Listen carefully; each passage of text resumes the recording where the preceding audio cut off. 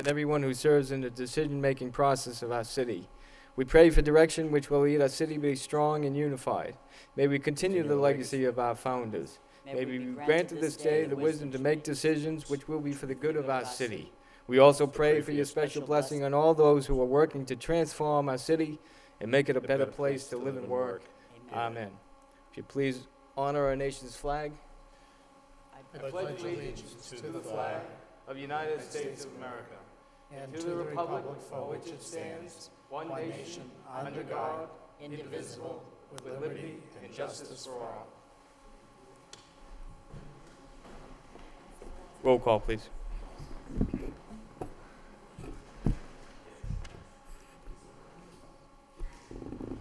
Councilor Madonza. Here. Councilor Mercia. Here. Mayor Murphy. Here. Councilor Nguyen. Here. Councilor Elliott. Councilor Kennedy. Councilor Leahy. Councilor Laurie.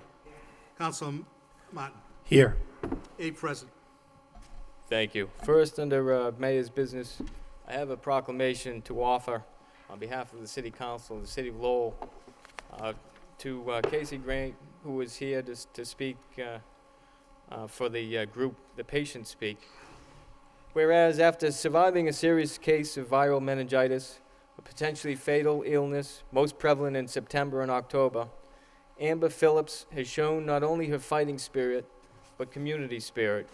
And whereas Amber, along with her mother, Stacy, has turned their personal tragedy into a calling to help others through acts such as speaking to community groups and disseminating information about the illness through fact sheets throughout the city and public service announcements on LTC. And whereas Amber and Stacy want to create an awareness among mothers regarding the availability and use of lumbar puncture, a spinal tap test, which determines the presence of meningitis, that it may be treated early, information they themselves did not have. Now therefore I, Patrick O'Murphy, Mayor of the City of Lowell, do hereby proclaim the month of October as Meningitis Awareness Month and urge all citizens to join in this important cause.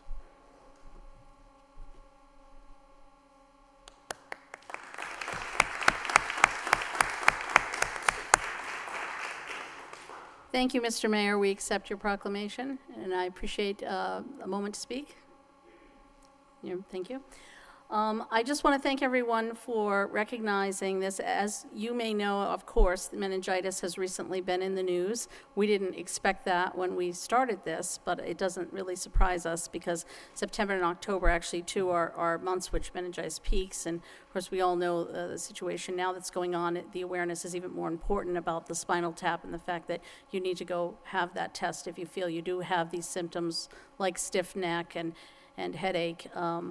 The story here is exemplary. This little girl survived a 1% chance of coming out of a coma. She survived, and her mother, who is diligently taking care of her, rehabilitated her, brought her home. If you can imagine having a 9-year-old come home, and it's like taking care of a baby again, with everything that goes with that, including her being unable to walk, her being unable to speak. And she has seen her through this, and now what she's been doing this year is just extraordinary with our group, which we just started this summer, the Patients Speak, which gives patients the opportunity to speak about issues that are concerning them and issues that we hope will get out into the public to prevent future problems. She has been to the potluck supper of the Coalition for a Better Acre. She has been on Lowell TV, and basically they are just trying to turn their tragedy into something good. So I just want to let the mother say thank you for this. I know this is a big night for Amber. Amber's doing something tonight that no other child could do because she is that 1% survivor.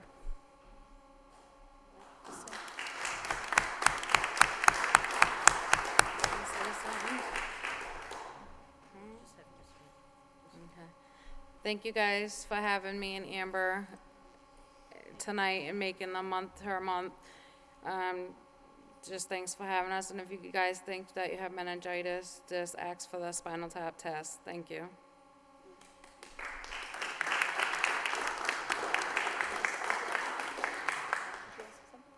Okay, and I just also want to mention that Kelly, her aunt is here, and Kelly is essential, and Kelly helps with bathing, Kelly helps with everything, and Kelly comes over. If you can imagine, I have a 4-year-old, add 2 or 3 hours on to every single thing you do every day. And that's what these wonderful people are doing so that the Amber can have a good life. Thank you. Thank you. Councilor Mercia. Thank you, Mr. Mayor. Thanks to Amber for being a role model to promote meningitis awareness. Also, it's nice to welcome Casey Crane back to the city of Lowell, state rep up in New Hampshire, 7 years previously on WCAP, doing good work for the people then and continuing now to continue doing good work, helping people. So thanks for your concern and care for this cause. Thank you.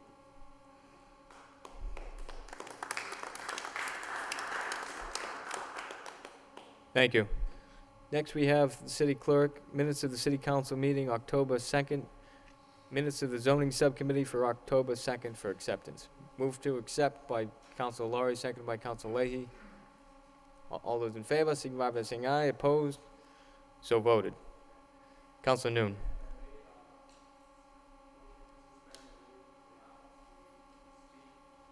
To speak on motion number 20 regarding the Lowell Community Health Center. As some of us know that, or maybe all of us, that Lowell Community Health was named one of the top 5 health center in the nation for excellent. Motion So, to suspend yes. the rules by Councilor Noon, seconded by Councilor Mercia. All those in favor, signify by saying aye. Opposed? So voted. Councilor Noon. Thank you, Mayor. As some of you know that Lowell Community Health was named one of the top 5 health center in the nation for excellent in cultural competency. And Lowell Community Health staff speak about 25 different languages, so which is a great thing for the city of Lowell. And we have directors who have done a remarkable job. Her name is Dorcas Greek Sato. She's going to speak today, in addition to another young man who her mom have worked with the community health for so many years. Without further ado, Mr. Clerk. Before we begin, just read the motion here. Motion by Councilor Noon, request the city manager provide status of the construction of the Lowell Community Health Center. Seconded by Councilor Mendonça. Mr. Clerk.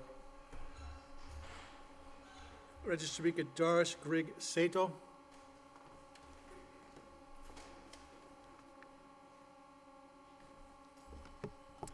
Oh, thank you.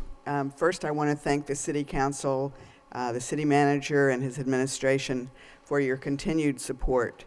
Without your sustained commitment to and investment in our new neighborhood on Jackson Street, Lowell Community Health Center's expansion wouldn't be possible. I'm so grateful for the opportunity to update you on our progress in building the kind of community health center that the residents of Lowell deserve. But first, I want to make a couple of introductions. As Councilor Nun said, I'm joined here tonight by my friend Arnan Kut, who is a 4th grader at the Shaughnessy School, and his mom, Lila Chia, who works with me at the health center.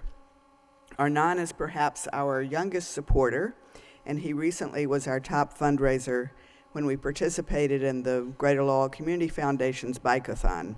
Arnan raised over $1,200 and completed the 15-mile bike ride. So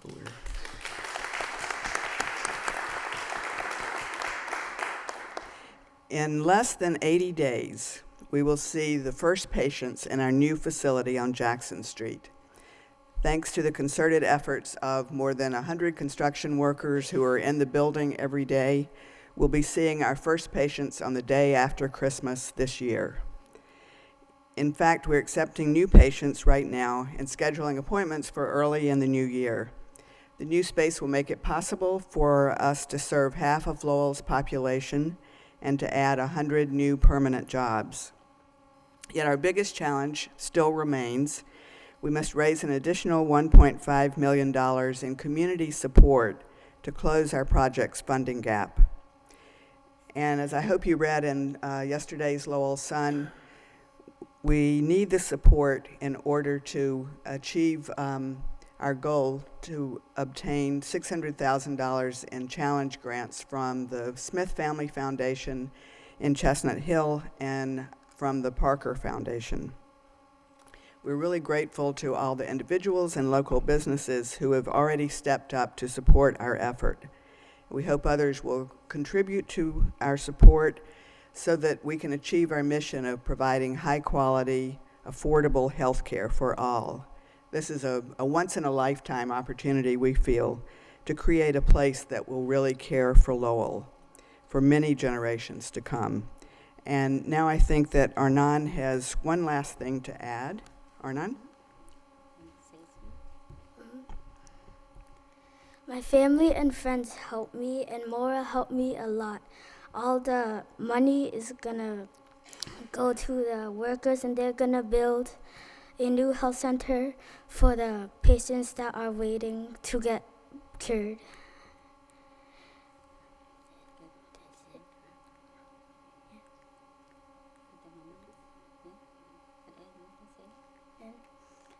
I did this because I wanted to help the sick people get better.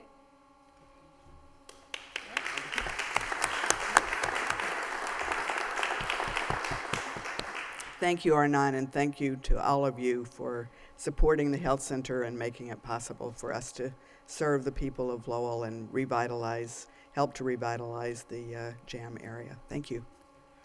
Thank you.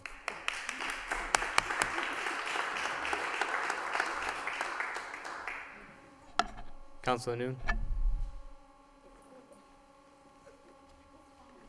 Thank you, Mayor. So this is a worthwhile motion to have it on, and it's to get an updated, and we got updated from Docus, and hopefully people out at home hear this and about the need for the some financial support to have this match grants going on, so they contribute. So that's all I have to say. Yeah, thank you. Thank you.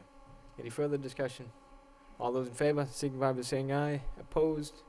Councilor Martin? Present.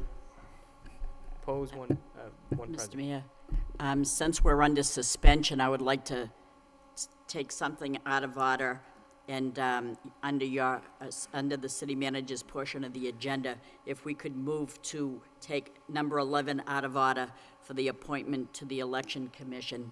The gentleman is here, and We have a communication from the city manager, appointment of Thomas F. O'Brien to the Election Commission.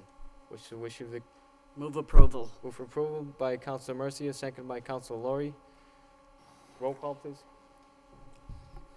Councilor Madonza. Present. Councilor Mercia. Yes. Mayor Murphy. Yes. Councilor Nguyen. Yes. Councilor Elliott. Yes. Councilor Kennedy. Yes. Councilor Leahy. Councilor Laurie. Councilor Martin. Yes. 8 yeas, 1 present. Mr. O'Brien? Thank you for the opportunity to serve. I consider the right to vote to be the cornerstone of democracy. I personally have seen governments where there is no right to vote, and the totalitarian structures of those things leave a lot to be desired. So I want you all to know, and I pledge that I will take this appointment most serious. Thank you very much. Thank you, Mr. O'Brien.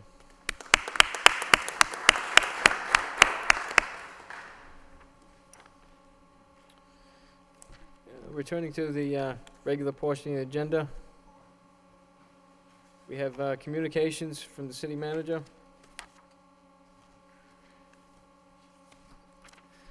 City manager responses to city council motions and requests. Any discussion? Councilor Laurie.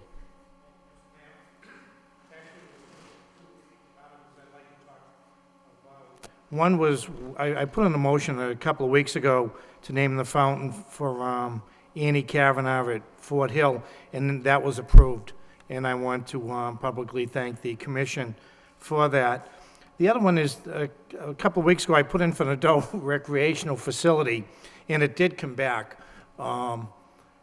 Probably the best use would be somewhere along UMass Lowell and the Aiken Street Bridge. The only question I have would be the parking down in that facility. Right now, it'd be pretty tough to park, and if we did put a park there, would we be able to put parking in that area for residents of Lowell?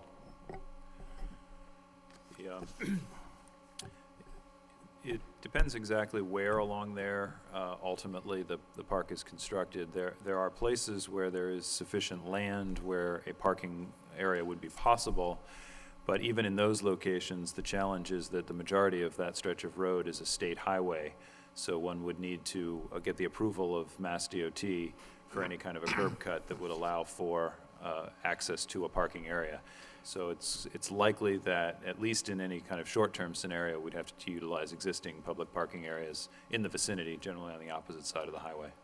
That was my only concern. If we put it in that location, and people hopefully will be using that area, my concern would be mostly UMass Lowell people using it, and we would be funding it, and that was my biggest concern. How do we get people to be able to park? That parking lot across the VFW near, we used to call it St. Louis Field, I'm not sure what it's called now. Is that a municipal lot? Behind the Top Donut? Behind Top Donut? Yeah, that is a municipal lot. In fact, part of it is a municipal right-of-way, and the balance of it is a municipal parking lot. Now, portions of it have been leased or licensed to some of the abutting property owners, including Top Donut. But people would be able to park there and cross the street at the lights. That was my major concern, and if we did have a municipal area, it's good, it's free parking there, that they would be able to go over and use the equipment. Okay, thank you. Thank you. Any further discussion? Councilor Kennedy. Thank you, Mr. Mayor. Regarding Councilor Laurie's motion, I supported the motion. I think it's a good one, but maybe if there's difficulty with that site because of parking, or if there's concern that it would be used exclusively by the UMass Lowell students rather than the adult citizens of Lowell, my understanding of the park is that it would have things like shuffleboard and bocce courts and that type of thing. Is that correct? The report we get back this week just shows the type of equipment that would be utilized. You would have the walkway there, which will be fine for jogging and walking, skateboarding or rollerblading, and then there's about 7 or 8 forms of equipment you would use. You would come in, you would stop at the first station, second, third, and that would complete the workout. Okay, well, my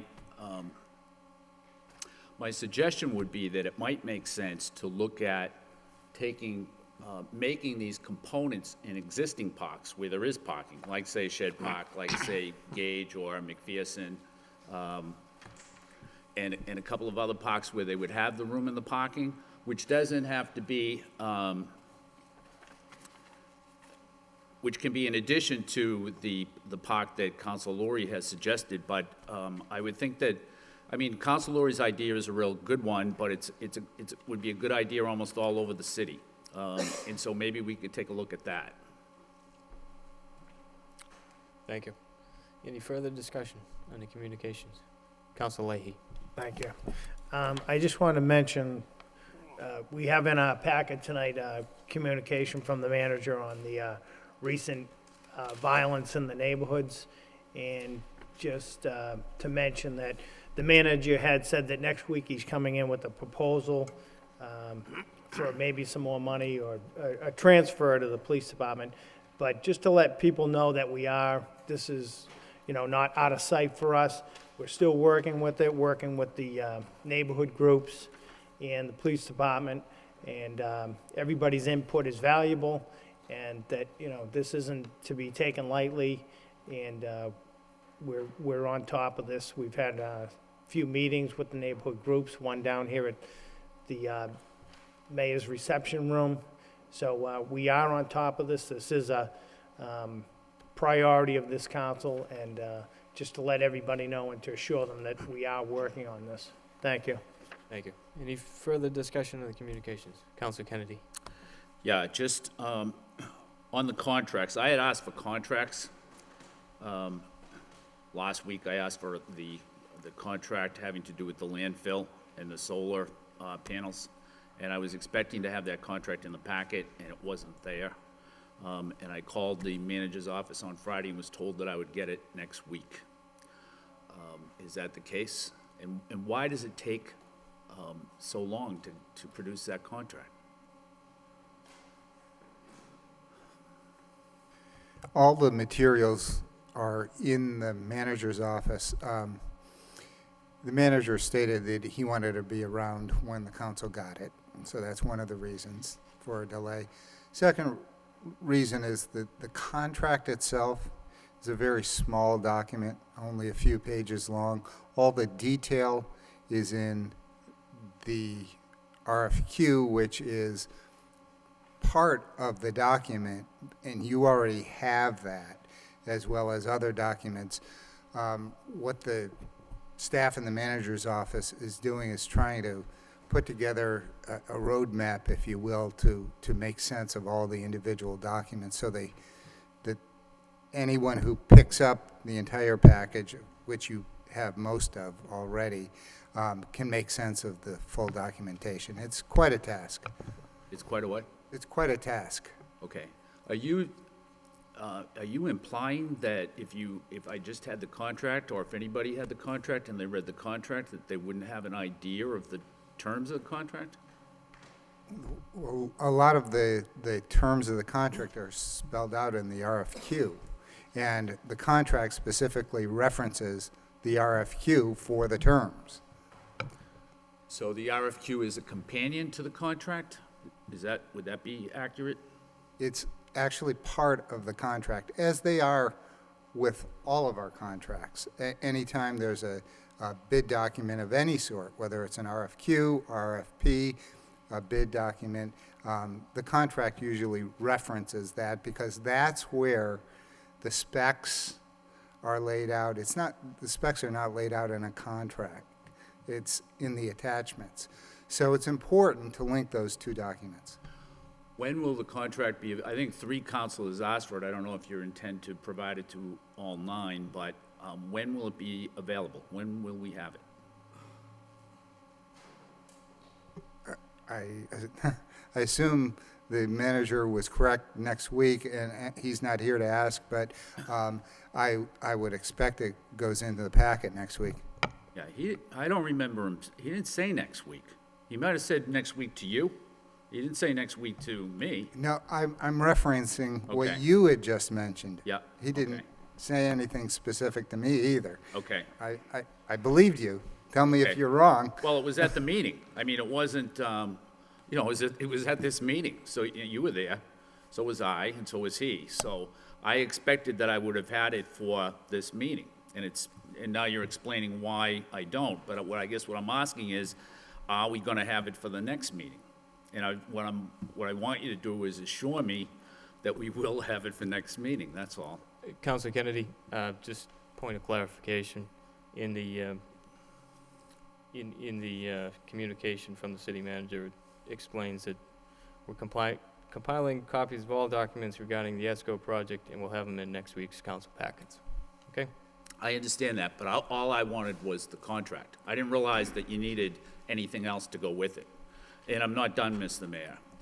I had asked questions last week about the contract having to do with the false alarms that I guess was recently awarded. And the manager was about to answer those questions, and then I said, well, is it better if we wait until we get the contract? I expected to get that contract for this week, too. And so, do you know what the story is with that contract? Yeah, I do.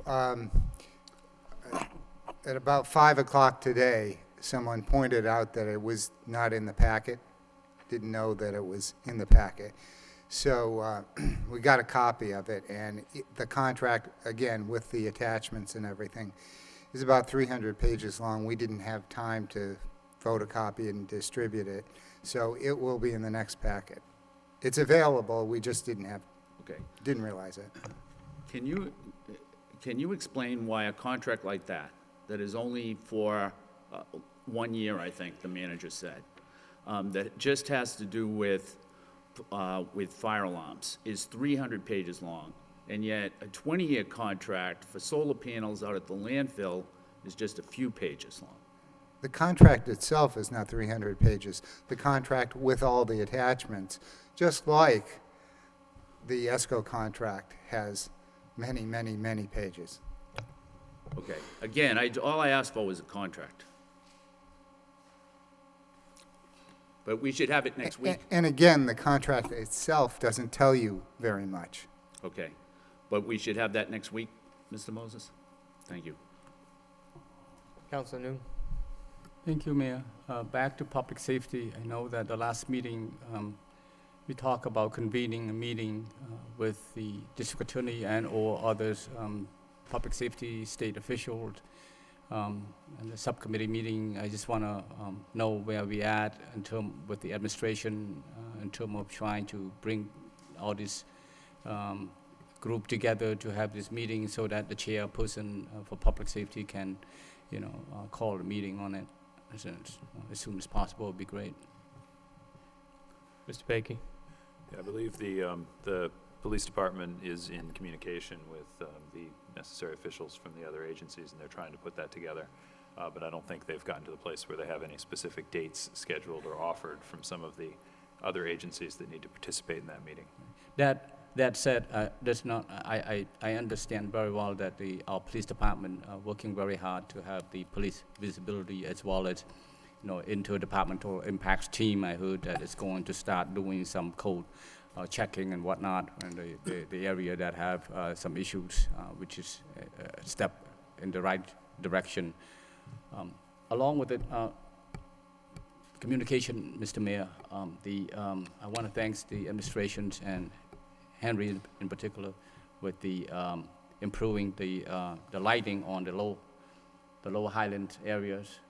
That is, I know that he indicated that he had spot 2 street actually on Queen and Roger Street for 3 additional street light. And I hope that we continue to do that, not just in the Highland, but also in the whole city to see, if there's a need for lighting on the street, and so that to help in deterring. It's one way to combat crime and provide safety as well. So thank you, man. Thank you, the administration. Thank you. Anyone else under communications? Councilor Elliott? So back to the contracts, Mr. Moses, is it power performance agreement or is it power purchase agreement that we signed? I was unclear for the landfill solar. Power purchase agreement. Power purchase. Is that going to be included as well? Yes, it is. It is, okay. And did you locate the letter from the Department of Energy Resources approving the way that this was bid? Or not bid, rather? We did locate the communication. It was a letter from us to the DOER and a response to them via email, but we have located them. Okay, thank you. Councilor Leahy? Thank you. Could I just add one thing? If it's not too much trouble, when we get our packets, there's a lot of information in it. Through you to the acting manager. If the contract's ready, could we just get it delivered earlier than in our packet? I didn't ask for it, but, they might want to read it before we get all our packet information. So if it is available, it'd be helpful to get it delivered earlier than the packet. I don't know if they normally do that, but. Well, we certainly will do our best to try to put all the materials together and Right. make sure it's clearly separate from the rest of the materials, that so it doesn't get lost in there. It sounds like it will be of significant volume, so it's unlikely Okay. to be lost. All right, thank you. Anyone else under communications? Entertain a motion to accept and place on file by Councilor Mendonça, second by Councilor Noon. All those in favor, signify by saying aye. Opposed, so voted. We're almost to the public hearing portion of the agenda.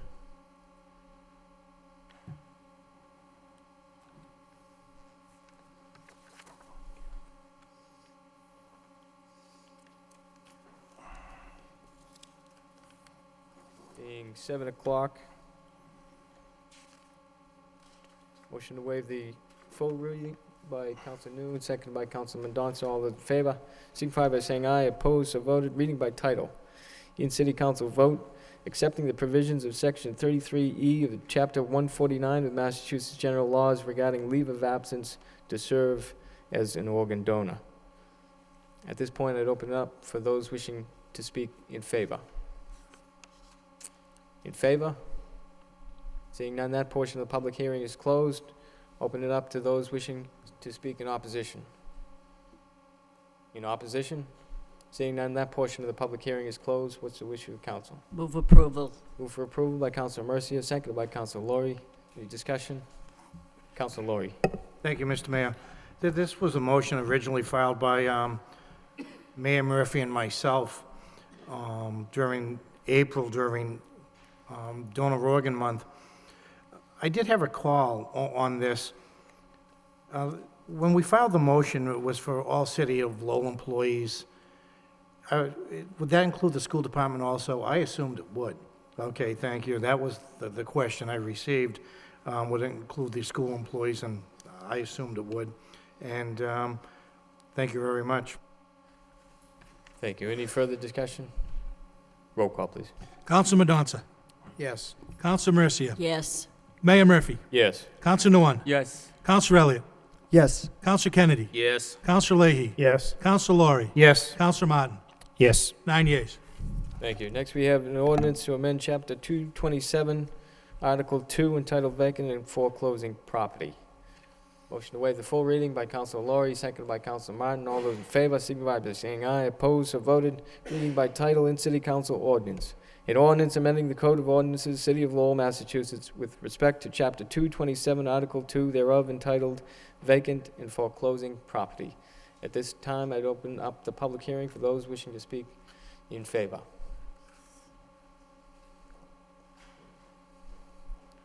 If you'd please state your name and address for the record. My name is Anne Marie Page. I reside at 26 Fremont Street in Lowell, and I'm here speaking on behalf of the Citywide Neighborhood Council. This looks like a pretty good proposal. I'm glad to see somebody making some changes, but we just like to have you take a look at a few other things. When a building goes into foreclosure, or if a bank gets stuck with it and the bank is either on the moon or Hawaii or someplace, we in the neighborhood have to look at it. And we have seen in many occasions the city will board it up, and they'll even paint it so that the color of the wood blends in with the building, so it's not so, oh my God, what is that, right? And we'd like to see that happen. We want to see these buildings boarded up real quickly. We're tired of looking at broken windows or getting a phone call because two-legged, four-legged critters are going into the building, and then all things are happening. So we'd like to see you have a specific time period. You notify the bank, you have X amount of days, 10, 14, I don't know what your policy is on that, so many days to board it up. If the owner doesn't board it up, then the city boards it up, you send a bill to the bank. If the bank doesn't pay the bill, you put a lien on it, and I don't think banks like liens. But we'd really like to see some action on it quickly, because it's not fair for the neighbors to look at it, and it's not fair to have a good neighbor who takes care of his property and have his property devalued because the place next door is foreclosed or abandoned, has broken windows, the grass is up to your hips, and it's a mess. So it's just not fair. It's also not fair to have our firefighters put at risk when they go into these buildings because they don't know. Is there a person in there? What's going on? So quite often, people do enter these buildings illegally, and they have been known to start fires. So it looks good, but we do want to see you try to take some action on it quickly and see if you can get this done so that we don't have to look at them. We have some buildings in Centerville that have been abandoned well over 6 and 7 years, and we're still looking at them empty. So maybe you have to work with the legislature and get some tighter laws when they go to court, but we're very happy to see you looking at this, and we'd like to see some action. Thank you very much. Thank you. Anyone else wishing to speak in favor? My name is Taya Dixon-Mullane. I'm the president of the Lower Highlands Neighborhood Group. I live at 63 South Loring Street. And I just wanted to say I support everything that Anne Marie had just stated. And like we always say as neighborhood groups, make sure that you have equipped the city with the manpower and resources necessary to not only enforce this ordinance, but also to follow through with the citations in court if necessary. So thank you. Thank you. Anyone else wishing to speak in favor? In favor of the ordinance? Seeing none, that portion of the public hearing is closed. Anyone wishing to speak in opposition? In opposition? In opposition. Seeing none, that portion of the public hearing is closed. What's the wish of the council? Council Mercia. Thank you, Mr. Mayor. Through you to the acting city manager, Mr. Bakey. Could you please give in a nutshell what we're voting on right now to the public? And how does this in any way address what the speakers had to say? Because I think it's very important. An ordinance should be structured in such a way to say how long they have to board up a structure when it becomes foreclosed and nobody's living in there. And there should be some rules about that. Does this ordinance have that? Yes, thank you, Councilor. This ordinance, the primary function of this ordinance is to strengthen and really get at, I think, the fundamental issue behind the concerns that were raised this evening.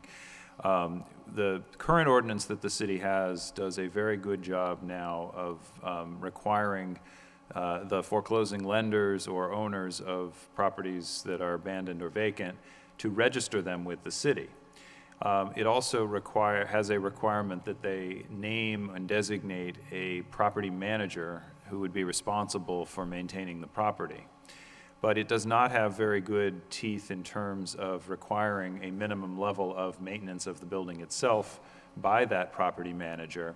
And it also is not as effective as it could be in terms of giving the range of flexibility as to how the lenders might do that property management work. The current requirement we have in our ordinance is for a local property manager, which is often different than the way particularly the large national lenders actually conduct their property management. So sometimes the person that we have on file as the person responsible for the property is not actually the most efficient way of getting the lender to actually maintain the property. So this proposal both tightens and strengthens the specific requirements for maintenance of these properties and places that burden squarely on the foreclosing lender or the owner if it's a vacant building that is not in foreclosure, rather than depending on having it be on the city. But it also, in exchange, allows for some of the mechanisms that some of the larger lenders already employ in terms of property management, which they have told us, and we're going to take them at their word on this, would make them more effective if they were allowed to use that methodology to comply with our ordinance. So we're going to give them that shot, and if they don't deliver on those promises, we're going to take the same types of efforts that we've taken with them about a year and a half ago, when many of the national lenders were not even bothering to register and they were trying to ignore the ordinance. Over $400,000 in fines later, they're now all registering their properties, and we think the same will be the case when we have the tools in the ordinance to effectively address the maintenance requirements. I think it may take a step or two, it may take following through with some fines, but once that happens, I think we'll start to see compliance in the same way that we've seen it on the other parts of it. Mr. Manager, the reason we say this, and someone alluded to that effect, the fact remains that we can sit here and create ordinance and strengthen laws and make people accountable, but if we don't enforce them, it's for nothing. And so that's the key. To create this is one thing, to enforce it is another. I can remember way back when Senator Eileen Donahue was a new counselor along with me and Councilor Peter Richards, and we had a meeting, a subcommittee meeting, on this very issue whereby homes are in foreclosure or homes are left vacant. We need to know those people that own these properties that do not live here, that, as Anne Marie said, probably live on the moon somewhere. We need to set a base as to who is responsible for your property while you're in East Oshkosh somewhere. If not, we're leveling fines if we can't find who you are or whatever. And nothing was really done with that. And so I hope that this strengthens, not only strengthens, but causes people to know that we mean business this time. And thank you. Thank you.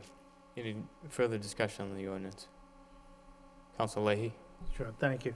What is the time that it says that you have, after the property's foreclosed, how much time do you have to register the building?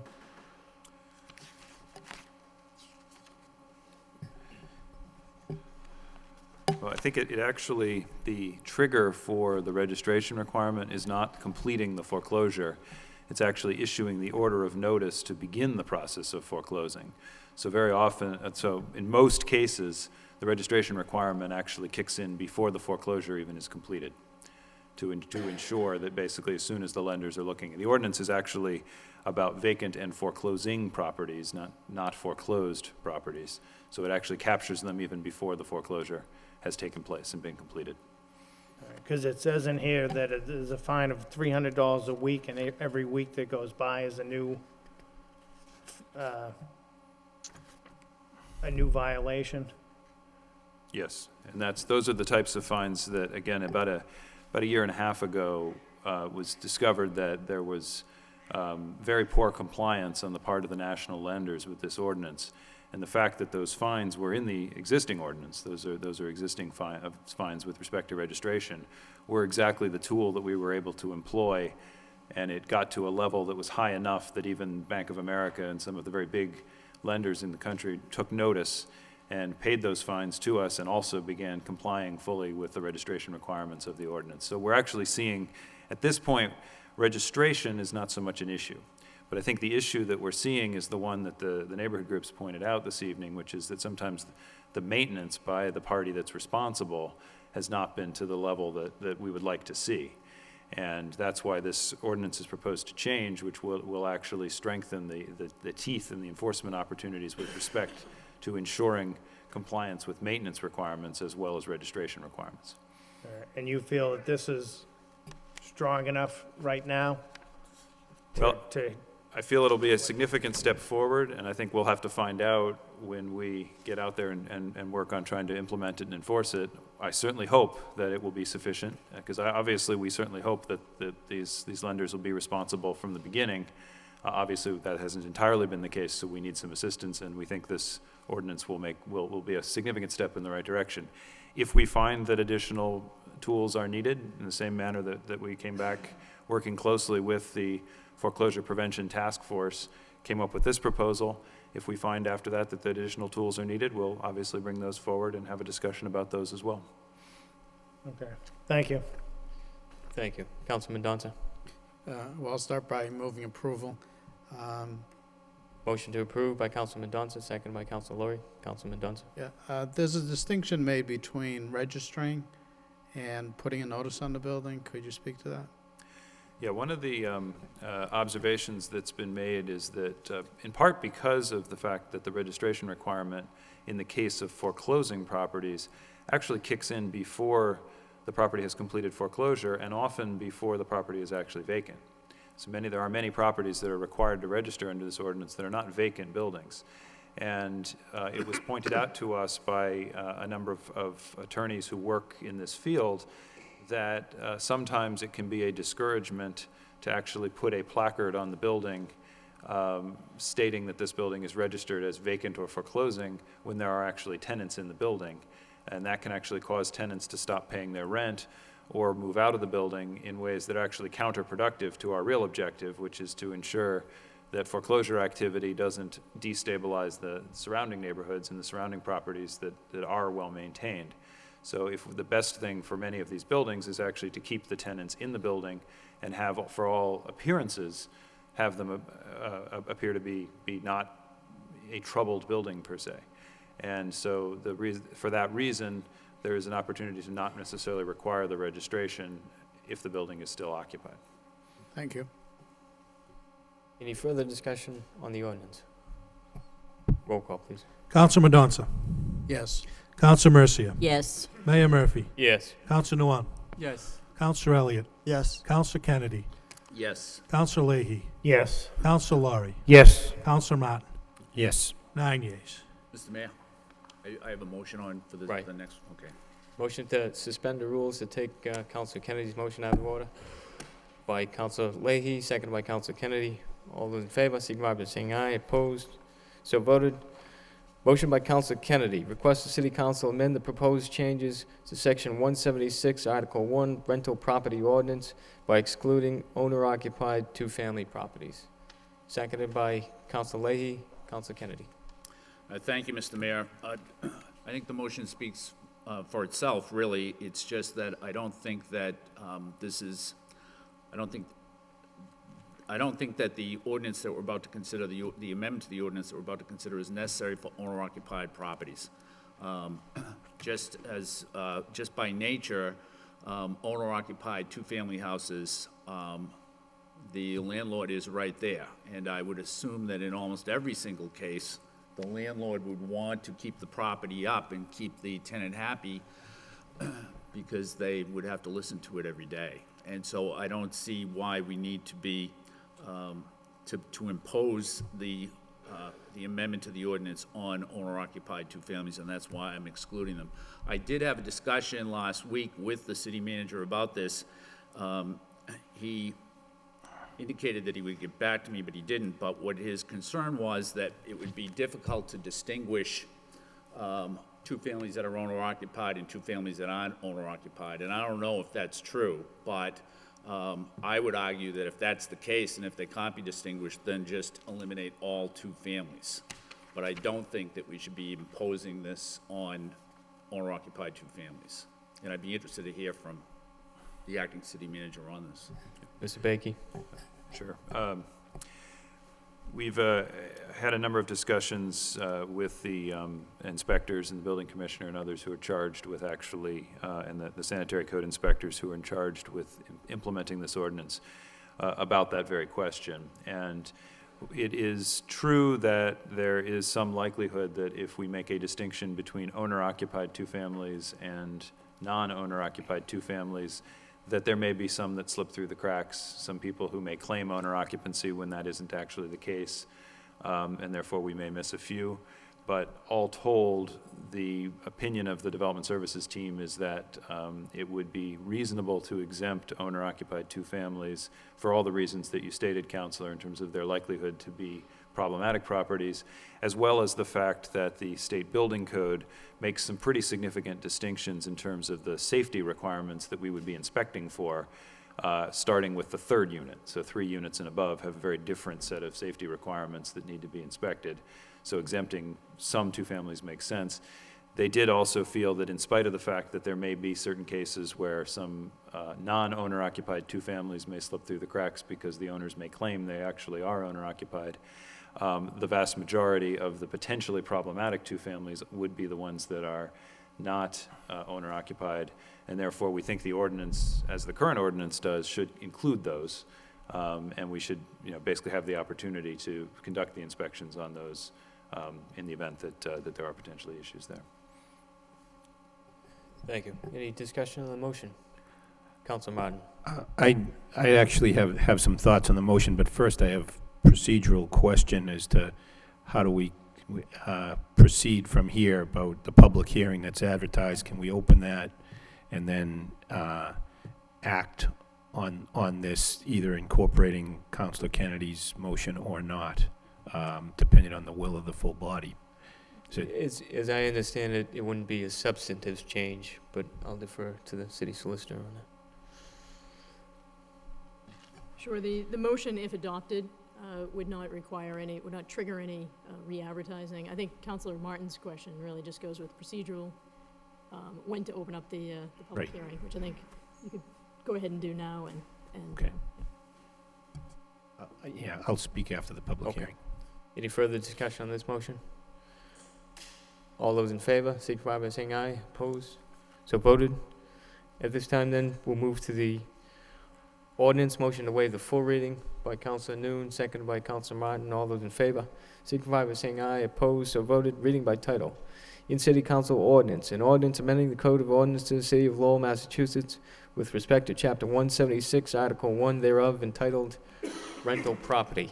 At this point, I'd open it up for those wishing to speak in favor. In favor?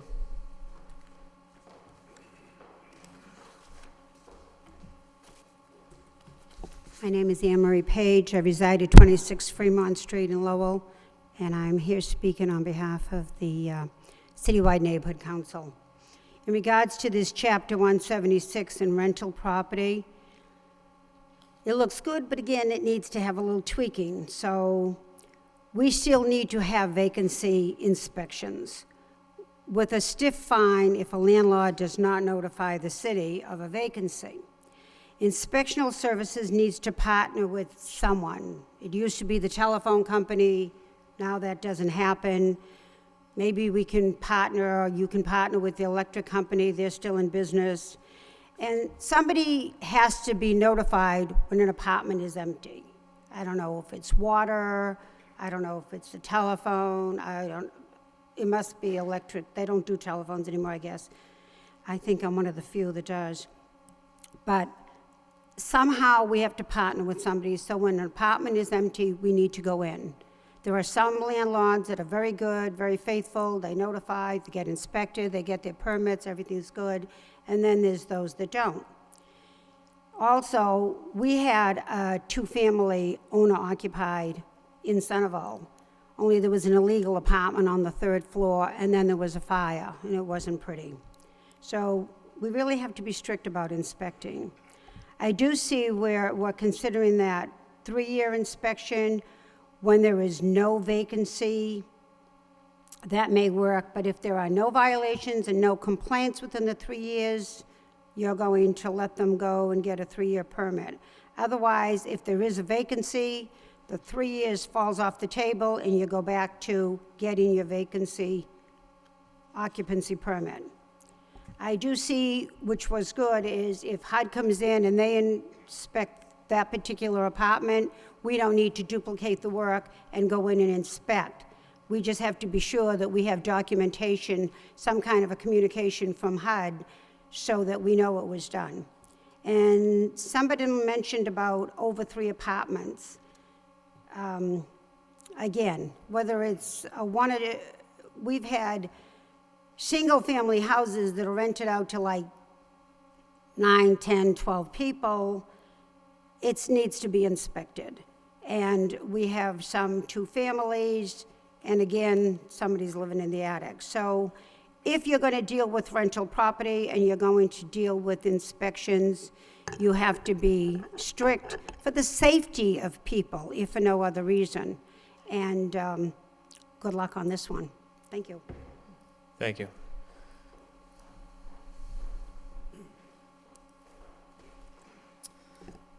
My name is Taya Dixon-Mullane, president of the Lower Highlands Neighborhood Group, 63 South Loring Street. I support the revisions to this ordinance as a way to improve the quality of life and improve public safety in the neighborhoods. I support the mandatory 3-year inspection of all rental property, but what I would recommend that you consider is that instead of reading 3 years, it should be upon tenant turnover or 3 years, whichever comes first. And I also believe that this should apply to all rental property. There should be no exemptions. There could be multifamily properties, the ones that are well-maintained by good landlords or the ones that aren't. Owner-occupied multifamilies, I don't agree with the exemption on that, and I can cite you a great example of a property in my street, in my neighborhood, where it was an owner-occupied property, and a gang moved in and terrorized the owner. And it wasn't until after a shooting that the city came in and inspected that property and basically got that owner out of a really bad situation. So I'm not saying that that happens in every owner-occupied property, but it's an example of what can happen. And I also think that this ordinance should apply to single-family residential rental properties as well. It doesn't matter if you're an absentee landlord of a multifamily property or a single family. If you're not taking care of your property, it doesn't matter what size it is. And you know, once again, saying the same thing, you need to make sure that the city has the enforcement capabilities and you give them the resources they need in order to carry out these ordinances. Otherwise, it's a waste of time. Thank you. Thank you. Anyone else wishing to speak in favor? Deb Forgione, Pawtucketville Citizens Council. I'm the chairman, and I agree with everything that was said before me, and I did want to emphasize what Taya had talked about, where the clause where it says shift from an upon tenant turnover, which triggers a certification, to a 3-year rental permit, either scratch it or add, whichever comes first, because I think in Pawtucketville, especially near the university, this is not the time to back off from inspections. The university is growing leaps and bounds. The enrollment's up, and they have not finished their the dormitory expansion. So we're in a valley where it's increased enrollment. It's in an area where there's a lot of 2 families and 3 families, and it's very desirable. And every 3 years would not help the neighborhood at all. And I would just hope that you would either tweak it or take it out. Thank you. Thank you. Anyone else wishing to speak in favor? In favor? Seeing none, that portion of the public hearing is closed. I'd open it up at this point to those wishing to speak in opposition.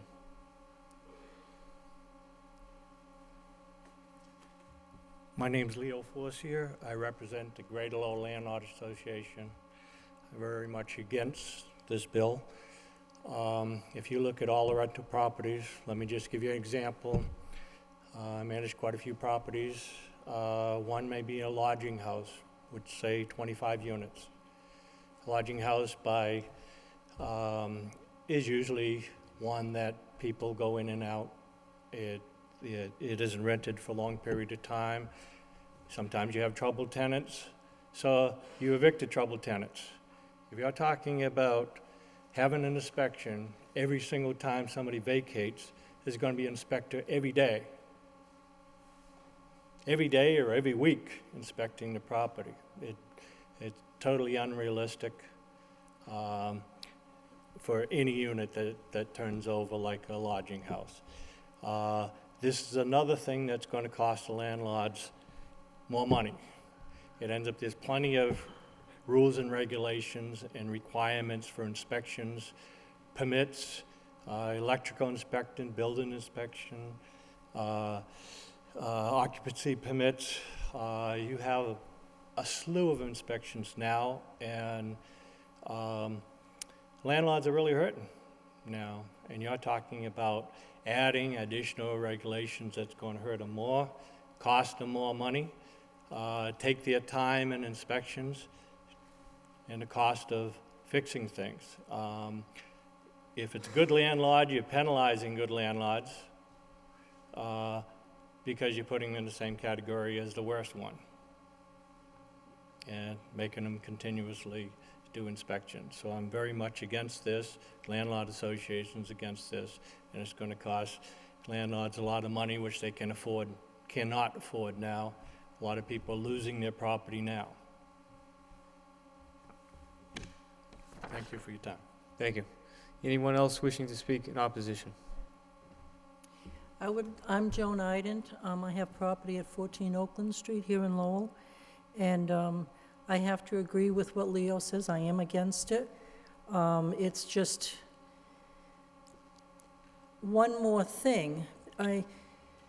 One part of me says, okay, the inspection for the places that need it, definitely, I agree with it. But when the inspections are not, when that landlord is a good landlord, everything's up to code, we pay our taxes, we, do all the due diligence. Why do we have to have no backing from this inspection? For instance, the inspector come in, look at the property. Okay, we're paying them $50 per unit whenever it goes empty. I asked the inspector once, well, what is this going to do for the landlord? If we have to evict the landlord because of damages, are you going to come in, write us a letter that we can produce to the courts and say this is what it looked like according to the health department for our $50 that we paid? The inspector said no. What's the purpose of it? The place was perfect. All of our places, people say this is the best property that we've ever seen. All the people that come through, we've never seen such a clean place. And everything's up to code. Why do we have to pay for having such a place, having another added expense? I guess that's all. Thank you. Thank you. Anyone else wishing to speak in opposition? Actually, I am here for something else, but I think this is very important, and I wish to say something. I live on Cabot Street. In front of where I live is a disaster. 121 Cabot Street in front. You might know where I'm talking about. But the issue is, if you were to inspect the property, you would have done so twice a day. And that's not realistic because of the human capacity and resources. You might not have enough.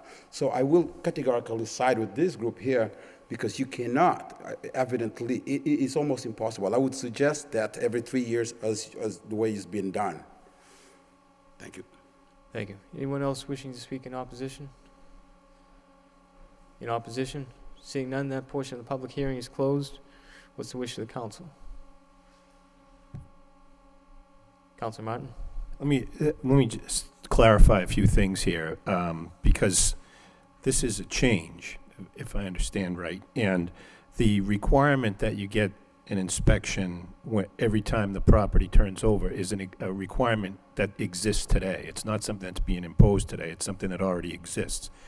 And I don't know if this is a clarification or not, but it's not for week to week or, even a hotel room type situation where it's a couple of nights. It's people that occupy for 30 days or more. So that's clearly intended to be tenants that rent by the month or longer. And that's a requirement that's existing. We're potentially looking at changing that from, every time the unit turns over, because some might turn over 3 times in a year and others might not turn over for 10 years. So, that's what I think the proposed change is. To Councilor Kennedy's motion exempting 2 families, I think this may be a challenge for the city. I think it's going to be a new inspection scheme, and I think that exception makes sense. Coincidentally, Boston is going through the same process right now. They have, and there was a news article last week about it, they've changed from every time a unit turns over to a time-based system. I don't know if they had 1 year, 3 years, whatever it is. They also exempted certain owner-occupied properties. The thing I read criticized that decision, although I think it makes sense for us to at least, as an initial start, to exempt owner-occupied properties, even though it's not perfect. Not every owner-landlord is perfect. I think the very nature of having an owner-landlord means he or she keeps a better eye on the place than somebody who's not there. It's not universally true, but in some sense, this is what the whole 2 for Lowell program was about, was to give incentives for people to own and rent and not put roadblocks in their way. So I'm supportive of that change. As to the change, whether it's 3 years or turnover, whichever comes first, I think that may make some sense. I'd be curious to hear the assistant manager's view on that or other counselors, but particularly where the university is an annual turnover type place, it may not make sense, at least in that neighborhood, to have a 3-year cycle. So Mr. Bakey. Yes, the challenge with I appreciate that clarification, Councilor, because I think that is important for people to recognize that there is a current ordinance in place that requires for all rental property in the city, including single-family homes that are rented and everything larger, if upon turnover, they are required to undergo an inspection from a sanitary code inspector. I also appreciate the clarification from the councilor that it does not apply to rooming houses and so forth other than once a year. The ordinance specifically says that once you've gone through the process and had a successful inspection approved, it's good for a year under the current ordinance, even if the unit turns over several times during that year. So it would be no more often than a year under the current ordinance. The challenge that we have with the current ordinance, frankly, is that it is extremely difficult to establish, other than the most responsible of landlords or those who are otherwise obtaining some sort of public assistance that requires them to be absolutely up to snuff with every single code and requirement. It is very, very difficult, if not impossible, for the city to truly track and identify when a unit is turning over. The ordinance itself discusses working with the utility companies, in particular the phone company. It dates to a time when everyone had a landline, and I think that's increasingly becoming not the case today, especially and particularly among people who change their address fairly frequently, which are the very people who this ordinance is likely to address the housing units of. So that upon turnover requirement is fundamentally a challenge. I mean, for some numbers, the city currently, according to the census, the city has about 21,000 rental properties, rental units in the city, and we currently issue inspections for about 1,500 of them per year. So it is conceivable that there's 20,000 units in the city that don't turn over every year, but it seems likely that there are probably a number of units that are out of compliance with the existing ordinance, but very, very difficult for the city to actually track that or establish that in any other than reactively. What this ordinance would do, I think, is give the opportunity, and I appreciate again that the councilor pointed out the city of Boston is looking at exactly the same solution to exactly the same problem, which is if it were a case where it was inspected every 3 years, we would know and we would be able to monitor it basically with a very simple database whether a property needs to be inspected again or not. The ordinance also has provisions for the properties that have a pattern or develop a pattern of code violations or other problems which would trigger not a 3-year requirement but an annual requirement, which essentially would be as or more aggressive than the current ordinance, which is upon turnover but no more often than once a year. So I believe that the proposed ordinance, I think, will address many of the concerns and be considerably easier to enforce. I do think it is correct that there will be a substantial workload associated with this, and it will take some time to, if adopted, to roll it out. It will not, every unit will not be inspected on the first day that it's available. It will certainly take some time, probably a 3-year phase-in, so that everybody gets on a schedule and every unit is getting inspected over 3 years. But at that point, I think we will have a system that should be a lot more effective than the current system at getting to the real purpose. And the real purpose, I think, is to ensure that the housing units in the city are maintained to a standard that is, of quality. And it provides for the basic fundamental health and safety of the occupants of those units. And I think that's important to the people who are going to be occupants of the units, and I think it's very important to the neighbors who have to live near the rental property to ensure that those properties are of quality. I certainly think that the landlords who are responsible and do a good job really have nothing to worry about with respect to this new ordinance, and in fact, it will be a chance for them to really shine. And to respond to the question that one of the folks who chose to speak raised about whether there's an advantage to the landlords of this, and I believe that there is. We have had a number of landlords that have even commented to our inspectors that when they have these inspections, it establishes a definitive third-party record of that the property was in code-compliant condition at the start of a lease, and that has then been valuable to them when they have had issues with tenant evictions at a later date. And I understand that, and that you didn't have that experience at some point, but we've had a number of landlords that have actually thanked our inspectors for having exactly that experience. Councilor Lowell. Thank you, Mr. Mayor. As we're talking the ordinances, next week, I actually put in today a couple of early bird, as Councilor Kennedy would call them, motions. One of the motions is, and after listening to Councilor Martin speak about the UMass Lowell students, one of the motions is actually going to be about the student housing itself off campus and a private ordinance for that. And as I read this and as I listen to Councilor Martin, would we be able to do that?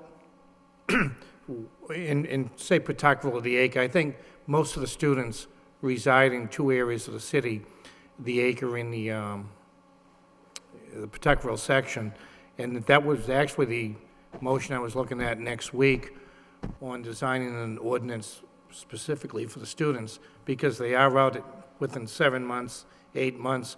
A lot of times those apartments are vacant until they come back. And actually I was looking at I was on the Boston website today looking at those. Would that be possible and to draw something away from this with the students? Mr. Bakey? That's certainly something that we can take a look at. I think we look forward to that motion, and when that comes in, we'll certainly take a look at what has been implemented in other communities with significant student housing and see what some of the specifics that might be associated with that. I think this ordinance is intended to include properties that are rented to students, but also properties that are not rented to students in other parts of the city where that students are less prevalent. We can certainly take a look and see whether there are specific issues related to student housing that should be addressed separately or differently. Okay, thank you. Any further discussion on this ordinance? Councilor Mercia? Thank you, Mr. Mayor. I'm just concerned if the people that spoke over here, the gentleman and the lady, did they understand Adam Bakey's explanation that it isn't all the time, the turnover is rapid. It's a 3-year inspection. Did you follow that? Yes, I did understand that, but there's also, the 1 year is also dangling there too. Well, the 1 year is dangling there, but The third year is understandable, okay? yes. But I truly feel that you folks know what landlords or what buildings are out of code. Those are the ones that you Yeah, automatically. but the city doesn't know. The city doesn't. Fire department and everything. No, the city doesn't know. That's why we need something in place. Mr. Bakey? Again, to clarify, because we do want to make sure that everyone understands what is being discussed.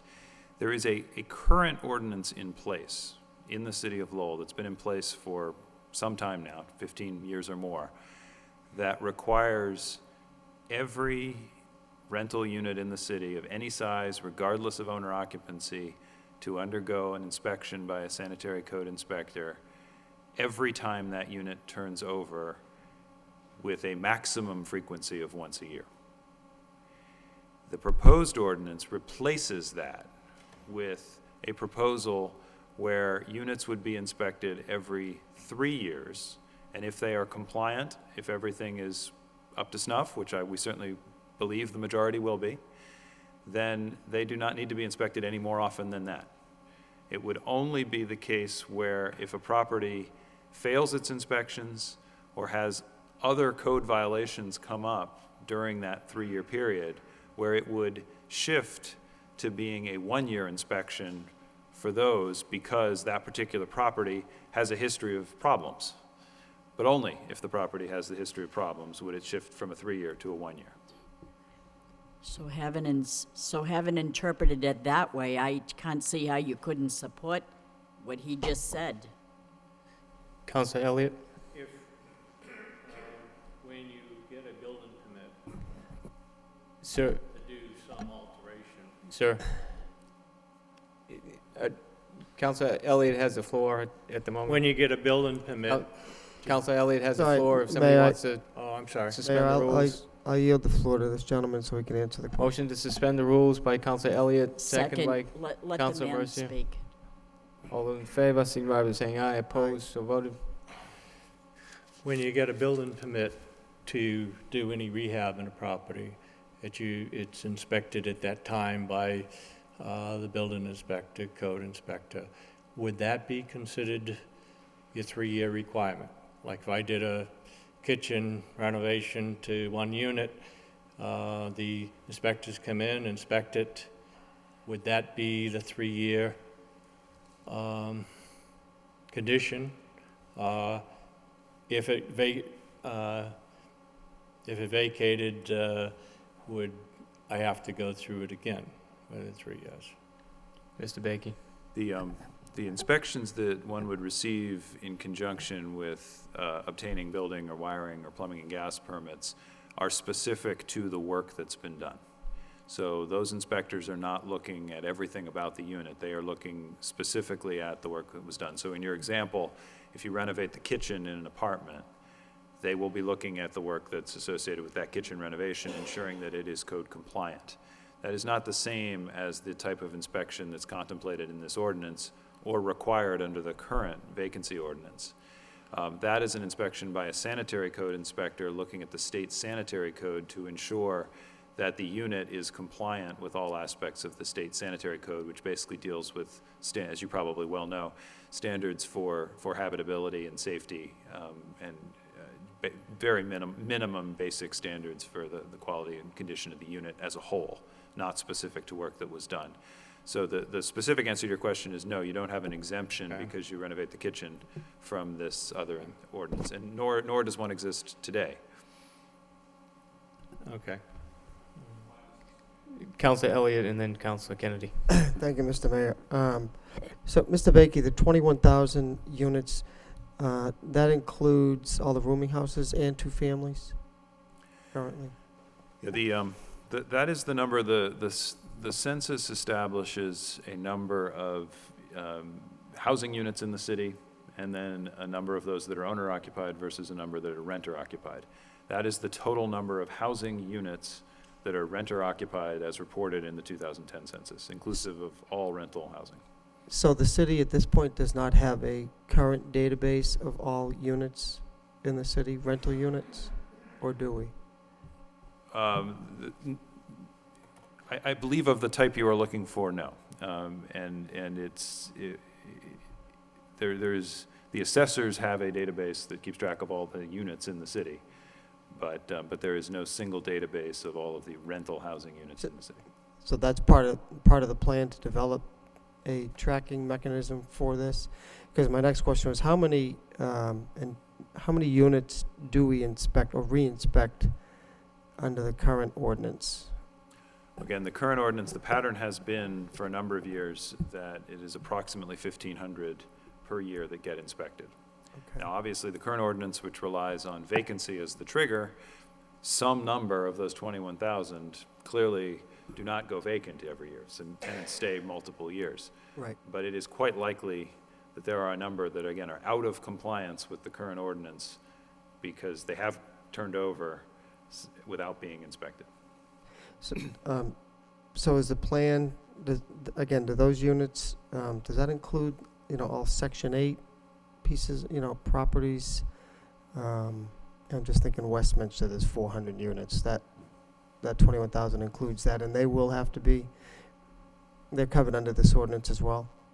Yeah, well, all properties would be covered under, all rental property would be covered under this ordinance, although there are certain exemptions built into it for properties that receive comparable or more significant inspection under other programs, and a lot of the properties that are subsidized using funds that ultimately come from HUD have a requirement for a HUD inspection associated with maintaining housing quality standards. Those, if they can provide documentation that has occurred, that would be satisfactory in lieu of a duplicate inspection by our inspectors. So does the city inspect those properties that are HUD funded, i.e. the Lowell Housing Authority and those that are issued through HUD Section 8 certificates? If it were a Section... Transfers, vouchers, I'm sorry. If it's a Section 8 voucher or a Section 8 project-based certificate attached to a property, the current ordinance does require that they would have to be inspected as well under the current ordinance.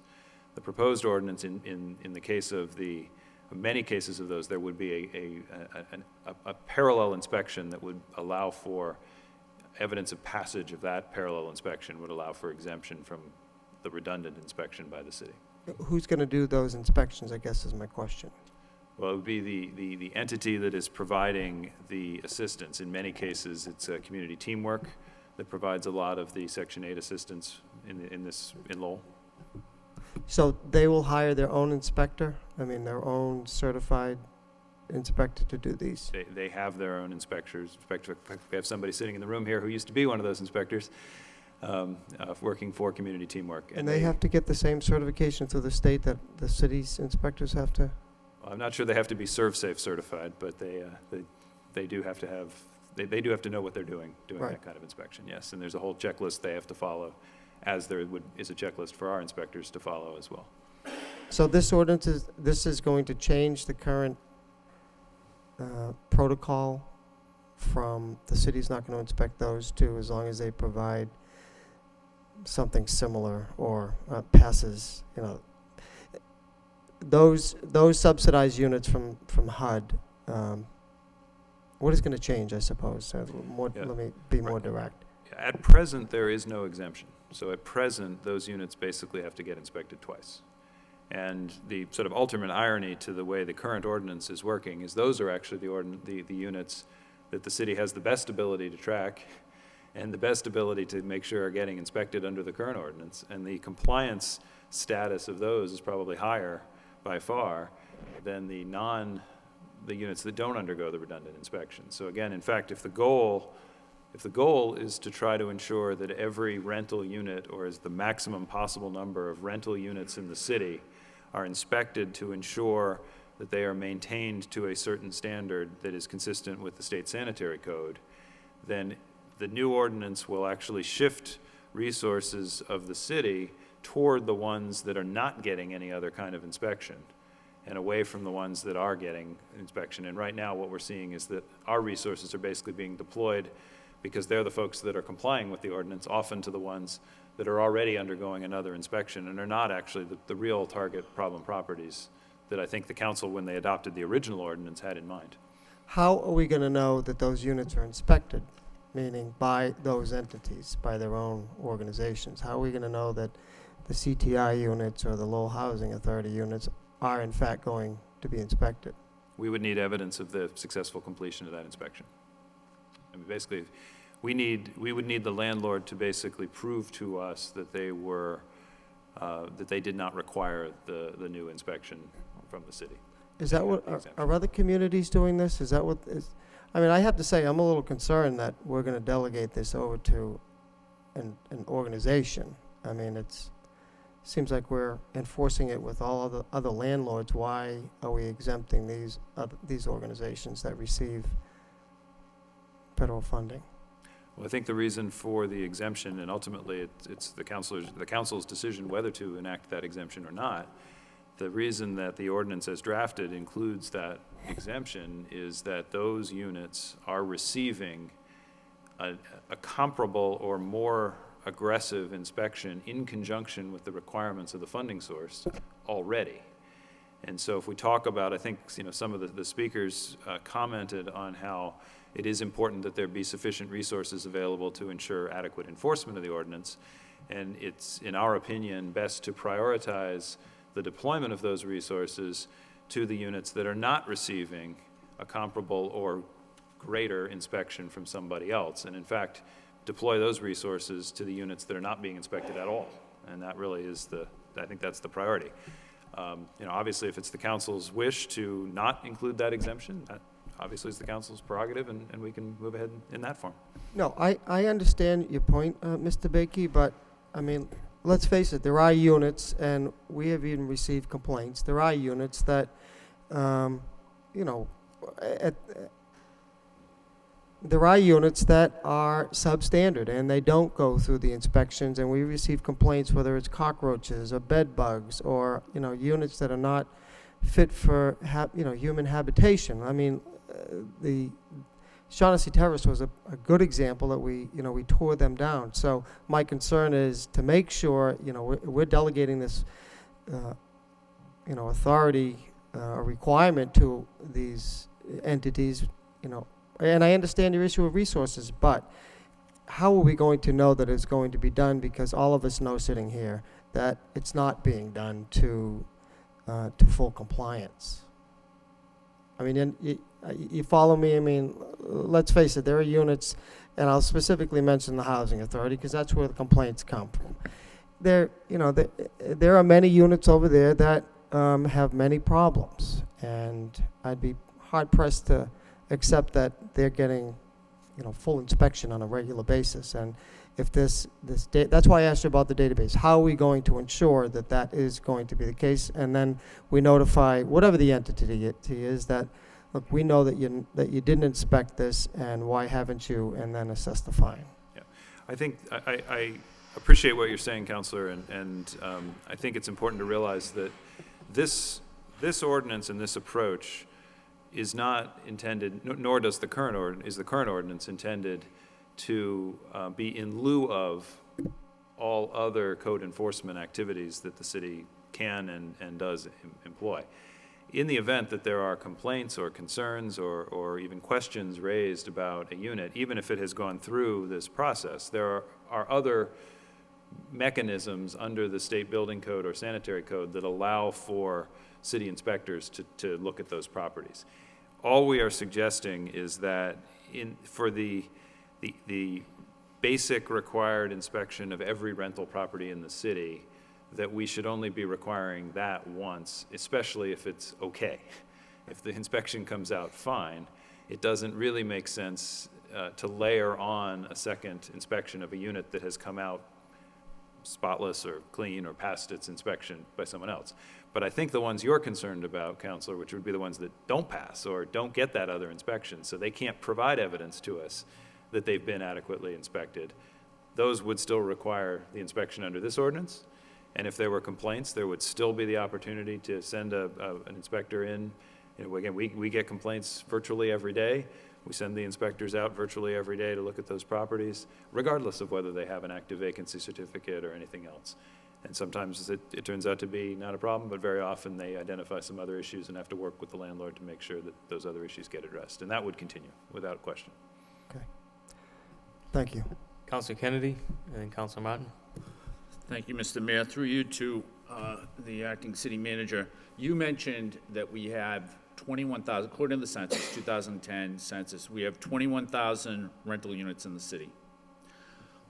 What is the city's present capacity for inspecting those units? In other words, you know, you've mentioned several times that all we're inspecting is 1,500.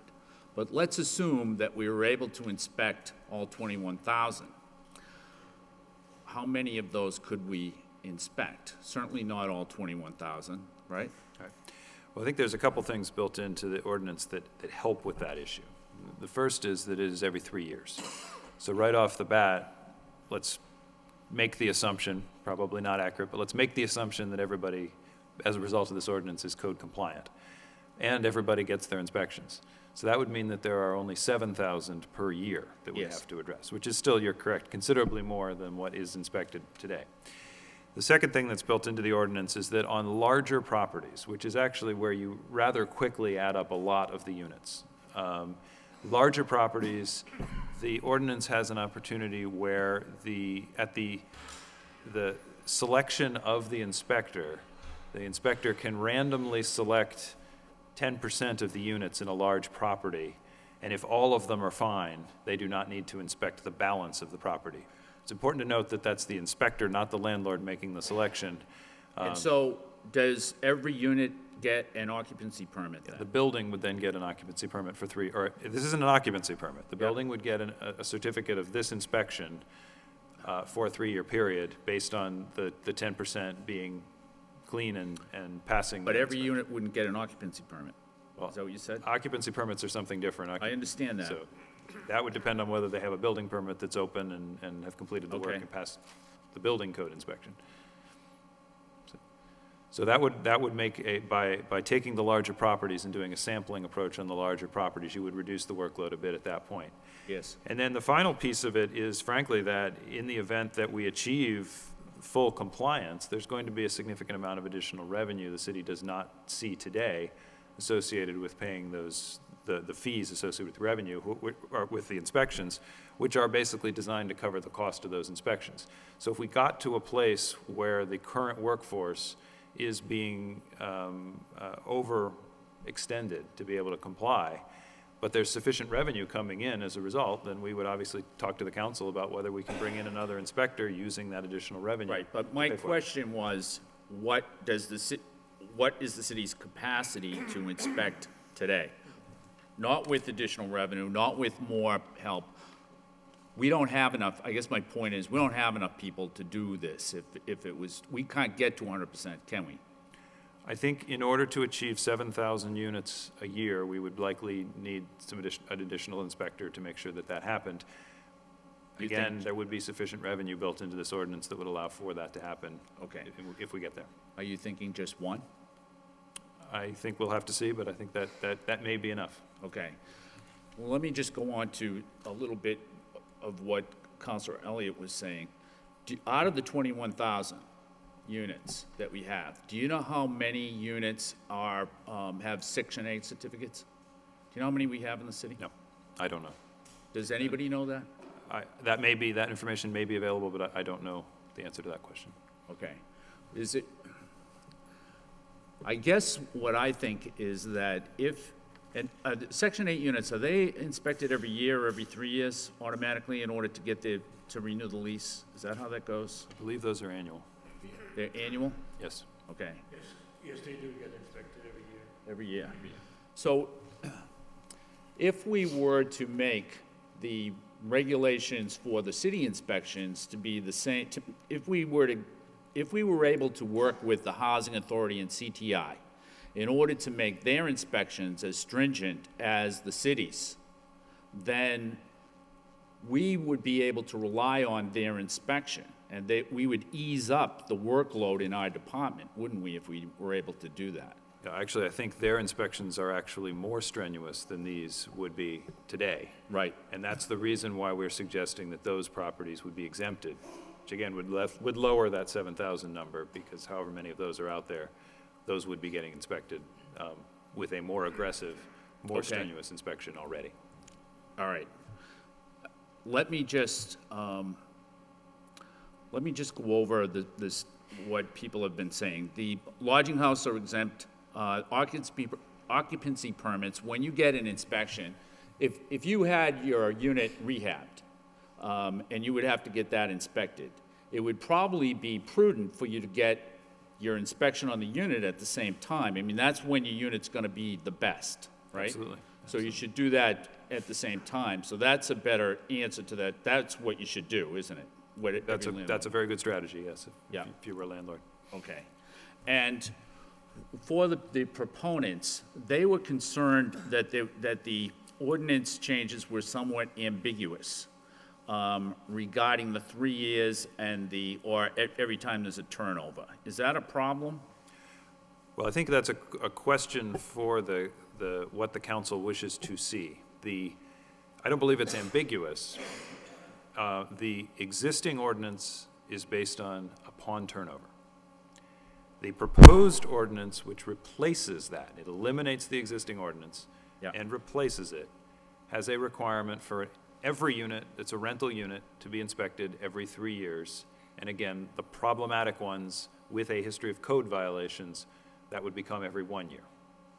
So there is not an ambiguity to it. It is not 3 years or this or that. It is every 3 years if it's compliant, every 1 year if it has a problem with code issues under the proposed ordinance. And there's no longer any relationship to tenant turnover in the proposed ordinance, other than if that is a problem. And if the tenant turnover proves to be a problem, which results in inspectors going out and identifying code violations, that would immediately put that property into the 1 year cycle, which is basically what the maximum frequency of inspections under the current ordinance is today. Okay, and how long would it stay in that 1 year cycle? I believe you have to have, there's a period of time built in, I think we have to have 3 years of no permits, and then you are back into a 3 year, or no violations, and then I think you're back into the 3 year cycle at that point. Okay, that's it. Councilor Laurie? Thank you, Mr. Mayor. It's my understanding, and with the Section 8 and housing, they're much more stringent than we are when they do they're audited by the state every year. Well, it's not so much that, I don't think it's about the fact that they're audited by the state, but that the entity that is responsible for issuing the Section 8 certificates is also required to conduct what is essentially a housing quality inspection every year in conjunction with issuing those certificates. I guess my question is, you would get those reports if requested. Would you be comfortable with that? Yeah, I think the goal would be that in order to qualify for the exemption from our inspection, the property owner, the landlord, would have to supply a copy of the current inspection report under the other Section 8 or whatever program it is. We would have to have our inspectors review that and feel satisfied that it was adequate, that it passed the inspection, and and as a result would pass our inspection. And that's what would waive the requirement for going through So our they inspection. they do the inspection, we do the audit, and you could be satisfied with that. Right. I'm fine with that, thank you. Thank you. Any further discussion on the ordinance? Councilor Elliott. Thank you, Mr. Mayor. I've been thinking about this, and I'm still troubled with having an entity do their own inspections on units that they're issuing, or sort of certificates or vouchers that they're issuing. I mean, I think the balance is separating organizations, meaning having the city do the inspections and not relying on, one organization to say, oh yeah, we went out and inspected it, and then they send us a report saying, yes, this has been inspected. I still have trouble with that. I don't think it's the best way to handle things. I understand the resources, but it makes much more sense to me to have an independent entity, i.e. the city, go in and do the inspections. That's the way, that to me is the best way to handle it, and to ensure that they're in compliance with what we think. I understand they have more stringent guidelines, but if they're not enforced, and if you have, the same organization doing the inspections and then have to make the improvements, I don't think that's the best. That's not good government. You don't have that independent perspective. So I'd like to remove that exemption and have every unit covered by the city. And I'd like to put that in the form of a motion that exemption be taken out of this ordinance. A motion to remove the exemption for those properties by Councilor Elliott. Seconded Second. by Councilor Kennedy. Councilor Martin. I Martin and Noon. And then I think, with all due respect, I don't think this makes much sense at all. For anybody who's been through a community teamwork inspection that's required by HUD, they are the independent agency. They're the funding source, and the landlord is typically, an owner. It's not anyone to do with that. There's a rental voucher, and the inspections are pretty tough. I've represented landlords. The house that my mother grew up in, we had in our family as a rental property. The city inspection is a very rudimentary thing, but it does provide some baseline. You've got adequate sanitary conditions. The HUD inspection that CTI does is much more rigorous than the city does. And if we're concerned about being able to do 7,000 inspections a year, I think it makes perfect sense to rely on that. There is a burden on landlords, as these folks spoke to. I think that in some ways that's a cost of doing business. But to go through that inspection, then have another one while another 4,000 sit idle just because those people aren't calling, I think that's the problem we're trying to address with this. And so I think the ordinance as proposed makes a real good effort to try and get at inspecting more units. And one way you do that is don't inspect the ones that have already been checked.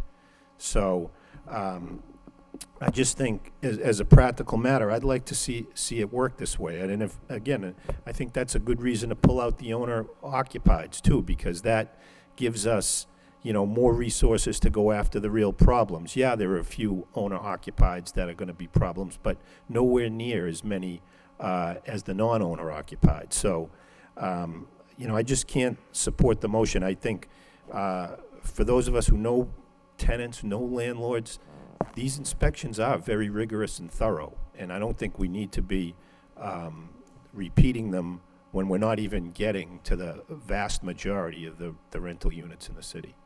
Thank you. Councilor Noon. Thank you. Questions to the acting manager pertaining to Section 8 vouchers. Before the either CTI or Lowell Housings issue that, or when they sign a lease with the landlord, the building or the property thoroughly inspected by either of those entities. Is that correct? Yes, that's and correct. And it's a yearly basis. Yes, that's correct. And it's also that at time when tenant call in to the CTI or low housing authority, they come and inspect that as well. Is that correct? I believe so, yeah. If a tenant were to raise a concern and call CTI or the Lowell Housing Authority, I believe they would respond. Similarly, if they were to call us raising a concern about the conditions in their unit, we would respond to that as well. I do agree with Mr. Mayor, the acting manager point, that is that a lot of time you see the property that are on a Section 8 vouchers tend to be much more to code than other property in the city. And if we have problem inspecting all those rental unit in the city, and if this ordinance is in an effort to reach the goal of $7,000 unit per year, this is a great goal that we can reach, not duplicated the work that being done by other entity. Yes, maybe we should get approval, confirmation from either Lowell Housing and or the CTI, but I know those entities, they have their own inspector unit. With that said, I think this is the ordinance that we have in place and that was put forth, raised by some of the Councilor Kennedy in particular. I think it's a great motion. I can't see we say, let's not exempt, let's continue on to double inspect property that being already been inspected by those entities. I can't see we going back doing that. Thank you. Councilor Kennedy. Yeah, Mr. Mayor, thank you. I seconded the motion for discussion purposes, but I tend to agree with Councilor Martin I think that what we don't want to do, we have just meager resources, and so if we can take care of some of them by using these other entities, then I think we would like to do that. I don't want to speak for Councilor Elliott, but I think that his concern is not so much with CTI Section 8s, but probably with the housing authorities. But the units at the housing authority, they're not all Section 8, are they? There's only a portion, right? Yeah, the Section 8 units, and this may be something that not everyone understands who's paying attention to us this evening. Section 8 units are by definition in privately owned property. The properties owned by the Lowell Housing Authority are not Section 8 housing units. So to the extent that we have jurisdiction over those, that wouldn't be changed.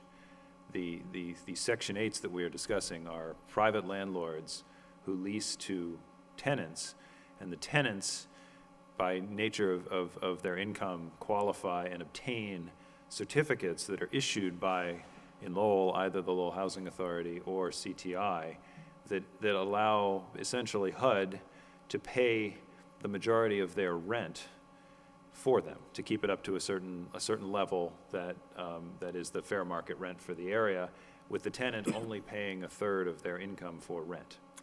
Right. Those are private properties. They're not housing authority properties. Okay. And so the inspections that we're talking about are just Section 8 inspections? The properties that we are currently talking about exempting are ones where there is an inspection associated with, for example, the Section 8 program, that is a thorough inspection that is conducted by another party, a third party, in this case either CTI or the Housing Authority, on the private unit, that has a more rigorous standard than the one that we would employ under the state sanitary code, and therefore it's an adequate and reasonable exemption from our inspection. The Housing Authority does have a similar program, though. They do have a subsidized program for rents over there, but that doesn't apply to every unit, right? Or maybe you don't know. I don't know the exact mechanics of how the units that they own work, but I do believe, yes, that there is the amount that the tenant pays in their unit is tied to the tenant's income as well. Okay. But those are properties that are not Section 8 properties. Those are properties that are owned by the Housing Authority. Okay. So without Councilor Elliott's motion, and just voting on this the way it stands, the units at the Lowell Housing Authority that would be, say, over at North Common Village and or other places like that, those would continue to be inspected by the city. Those, I believe, would be unless there is a separate inspection program associated with the funding behind those properties. If that they is were as subsidized rated. units, right, And okay. in some cases, that may very well be the case, but I don't want to misspeak. But if there is no other inspection process, there is no parallel inspection process that is more rigorous as a result of the funding in the property, they wouldn't be exempt. They would need to follow it as well. You know, Mr. Mayor, I think that I can understand Council Elliott's concerns and that he maybe wouldn't have that much confidence in the housing authority. However, I think that, you know, the resources are thin, and so I think the ordinance is good as it stands, at least for now, and it could be tweaked later on if there continued to be a problem, or if there was a problem. Anyone else wishing to speak on the amendment? Councilor Elliott. Thank you. So just as another example, Westminster Village, there's 400+ units out there. They're all Section 8. Most of them are Section 8. Who inspects those units on a regular basis? They hire somebody, or whoever issues a Section 8, they hire somebody and then they go out and say, oh yeah, everything's up to code. Yeah, it would, again, it will depend, I'm not familiar with every individual property's funding behind it, but depending on the funding source may have an inspection requirement attached to it. If in your example it is Section 8, if the certificates are issued by either the Housing Authority or CTI, they would conduct the inspection. In some cases, there are properties with housing subsidies attached to them that actually emanate from the state, and DHCD actually employs people who do regular housing quality inspections. There actually are even properties where the housing and community development side of DPD actually has provided funding for the properties through the home program, and that actually triggers an inspection process for housing quality standards, and one of our housing technicians actually conducts a housing quality standard review of those properties. So there are a number of different ways that there might be an inspection that might take place. And again, the standard would be that it would be tied to a funding subsidy. I believe we define it as HUD in this case in the ordinance, and it would need to be more rigorous, more rigorous than the inspection that would otherwise be required under this ordinance for it to be an adequate exemption. Well, I think that sort of speaks to my concern we have. It looks like we're going to have different standards for different units or different organizations. I say let's keep it, keep it consistent across the board, that everybody has to meet a certain standard, whether it's state, federal, or otherwise, and just have the city do them all. So there's no confusion, no one's being treated differently, and there is that oversight from the city. If other organizations, those funding agencies providing funding, if they require an inspection, okay, so be it. But I don't know. I think it sets a good tone, and that some organizations are going to get some treatment, and some organizations are going to get others. And again, I just think it's an issue of oversight and making sure that the city is there. We looked at it, and we make sure we're ultimately responsible for it, aren't we? So that's, just getting a document from someone saying, oh yes, it was inspected, makes me a little leery. That's all. Councilor Kennedy. Yeah. Let's take Westminster as an example. That has probably a good amount of Section 8 units, but they're not all Section 8 units. It's not 100% Section 8 there. All right, so let's say that it's 2/3 and 1/3 is not Section 8, or something like that. Then, if I understand correctly, the Section 8 units would be inspected by whoever issued the Section 8 units. The other third of the units would be inspected by the city. Is that correct? Yes. Okay. Anyone else on the motion to strike the exemption from the ordinance for these previously inspected properties? Councilman Johnson? Yeah, trying to understand that section. It seems to exempt them from the inspection if it's inspected by HUD. Do they still have to apply for a permit anyway? Because it could be read that way. Yeah, So through the mayor. Mr. Bakey? They would need to submit a copy, and this is reading right from the proposed ordinance, submit a copy of the satisfactory HUD inspection report. And that would be the evidence that they have actually received within the prior 12 months a passing inspection. If they don't, then they're subject to the ordinance just like everybody else. If they can't provide the documentation that they passed this other inspection, then they're not exempt. Well, I'm reading, if you go further on, must have occurred within 12 months preceding the rental unit permit application. Yep. So I'm reading that as they still have to apply for the permit, Yes. and they still have to pay the fee. I don't know if there's an exemption from the fee attached to that or not. I mean, the intent is that the fee covers the inspection, so if there needs to be a modification there, then we would certainly support that. Okay.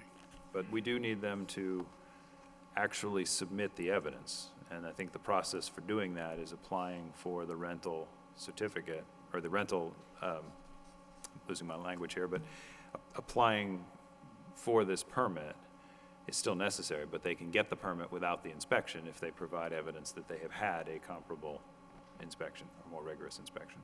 Okay. And, all right, I'll have more after, but we'll deal with this amendment first. Thank you. Thank you. Anyone else on the amendment? Roll call, please.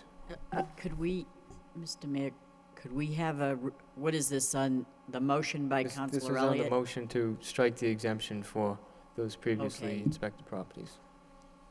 Roll call, please. Counselor Madonza. No. Counselor Mercia. No. Mayor Murphy. No. Counselor Nguyen. No. Counselor Elliott. Yes. Counselor Kennedy. No. Counselor Leahy. No. Counselor Laurie. No. Counselor Martin. No. 1 yea, 8 nays. So the question on the floor, Councilman Mendoza. If we could get the actual amendment to go along with Councilor Kennedy's motion, exempting the owner-occupied two families, if we just insert the language, I would suggest in the definition of rental unit they've already got, shall not include dormitories, and I think at that point we could add owner-occupied two families. Would that make sense? Sure. So if that could be the amendment, then that would be what we are Second. voting on. Motion by Councilman Mendoza, seconded by Councilor Mercia. Any discussion on the amendment? Roll call, please. Counselor Madonza. Yes. Counselor Mercia. Yes. Mayor Murphy. Yes. Counselor Nguyen. Yes. Counselor Elliott. Yes. Counselor Kennedy. Yes. Counselor Leahy. Yes. Counselor Laurie. Yes. Counselor Martin. Yes. 9 yeas. Again, this is on the ordinance as amended to include that exemption. Any further discussion? Roll call, please. Counselor Madonza. Yes. Counselor Mercia. Yes. Mayor Murphy. Yes. Counselor Nguyen. Yes. Counselor Elliott. Yes. Counselor Kennedy. Yes. Counselor Leahy. Yes. Counselor Laurie. Yes. Counselor Martin. Yes. 9 yeas. Thank you. Next, we have the an ordinance, Chapter 266, Vehicles and Traffic. Motion to waive the full reading by Councilman Mendoza, seconded by Councilor Noon. All those in favor, signify by saying aye. Opposed or voted. Reading by title. In City Council Ordinance. An ordinance amending the Code of Ordinances, City of Lowell, Massachusetts, the code with respect to Chapter 266, entitled Vehicles and Traffic.